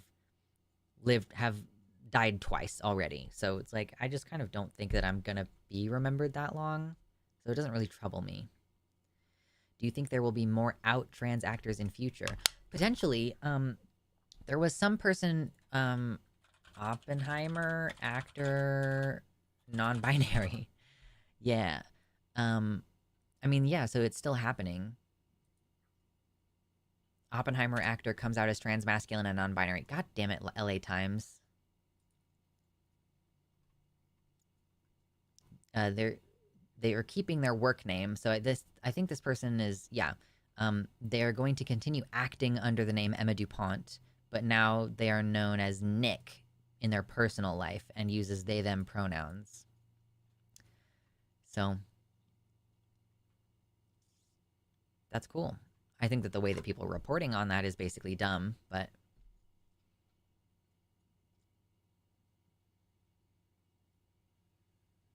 When making into a film, please add to my published titles The Search for More Money. Yes, The Search for More Money. So, y'all, if you haven't already watched my very sophisticated dragon review video from last year, or from last week, I would appreciate you watching it and also sharing it. Like, I really, really want to change the, I really would like to change the identity of my channel. So, I might actually, I'm still waiting for Dizzy to get done doing the drawing. I might just go ahead and take the Anarchy A off and just have the green dragon symbol. Like, I have like a green dragon wing symbol that I made in, what's it called? Adobe Illustrator. So I might go ahead and do that later today, actually. Just like, it's just a green dragon wing. I don't even know if it's going to be recognizable as such, but just taking the Anarchy A off of it. Yeah, that might be a good idea.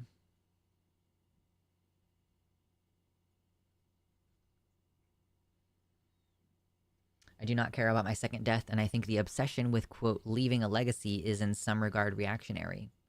Yeah, it's a very self-centered thing. I love the Tranarchy. I bought a hoodie. Nice! I hope that you enjoy it. I love my Tranarchy hoodie. It's comfy.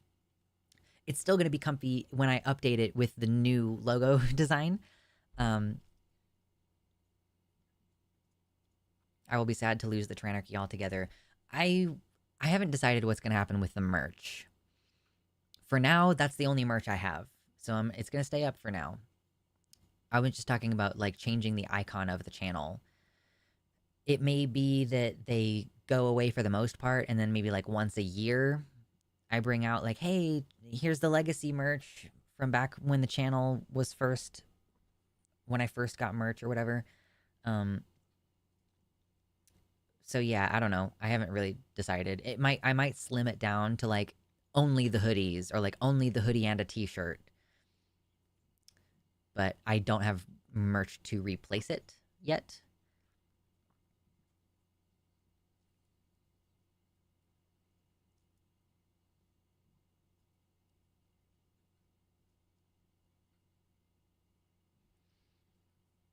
This is a holdover from the masculine need to pass your name to your children.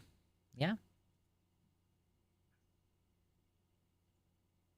Why not keep it? It's like a tattoo and it tells a story.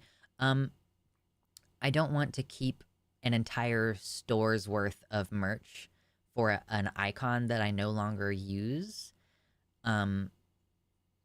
Like, it makes sense to me to have 1 or 2 items, or maybe a maximum of, like, 3. But, like, if you go to my website, I don't want you to be having to sift through a bunch of merch that is a symbol that is not really being used in association with the channel anymore. Like, I'm not going to get rid of all of it, but it doesn't make sense to me to have a full lineup of merch available for that symbol. I don't know. Obviously, I have not decided to make any changes yet. Everything is just the same. I also haven't done a holiday sale. Should I do that? There is a holiday sale for my Patreon, which I don't think I've mentioned. Between now and basically midnight on Christmas Eve, your first month on Patreon has a discount. So if you want to, like, sign up for Patreon, your first month would be discounted. But I haven't set up a... I have not set up a sale for the holidays for my merch at this time. Maybe I should.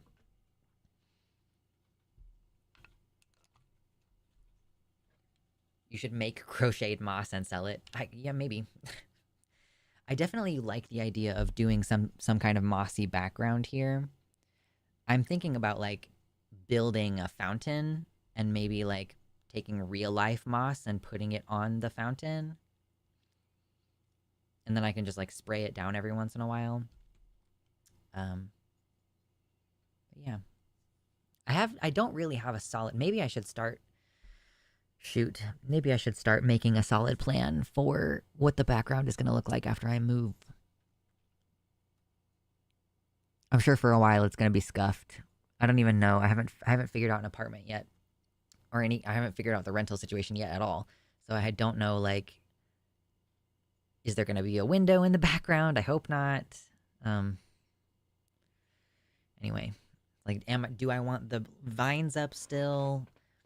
I kind of don't want this blanket to be on there. It's just that the blanket is good because it dulls the sound against that wall, so it kind of brings down the echo in this part of the house. But anyway, yeah. Man, we're at 98 likes. Are we going to get to 100? We have time. If you're here at the end of this show, though, I doubt that you haven't already hit the like button. So I'm asking for things I'm not going to get today.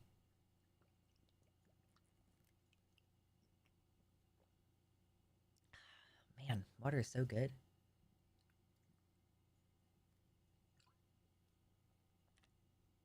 Lemon water especially is so good.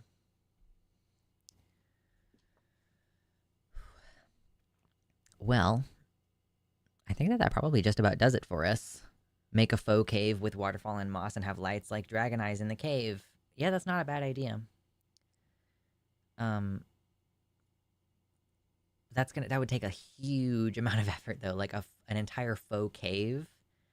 I guess I could get big blocks of foam and like carve them into rocky shapes and then like paint them rocky colors.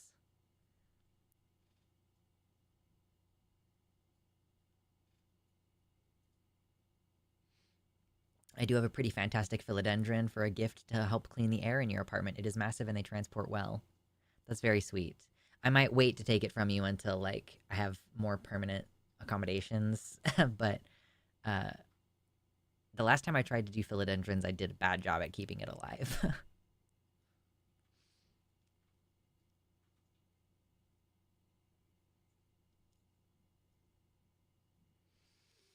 Okay, well, we got to 99 likes. I think I'll take that and call it a day. Man, I thought that this was going to be a shorter show, and then I just fucking tanked it for 4 hours. I could go for longer, actually. I could take a 15-minute break right now, but everybody has the expectation that I only do it for 4 hours, so maybe in the future we'll do longer streams. But with that said, I'm going to rest my voice and get myself some lunch and probably take a shower and maybe cut my hair today. Dang, right as I have to go. Perfect. Yep. All right. Thanks, everybody, for hanging out. Love ya. Oh, we got to 100. Yes. We got to 100 likes. Yes. We didn't find out what was in the box. But maybe next time we'll find out what's in the box. Yes. All right. Well, I love you all very much. Keep strong. Keep your heads up.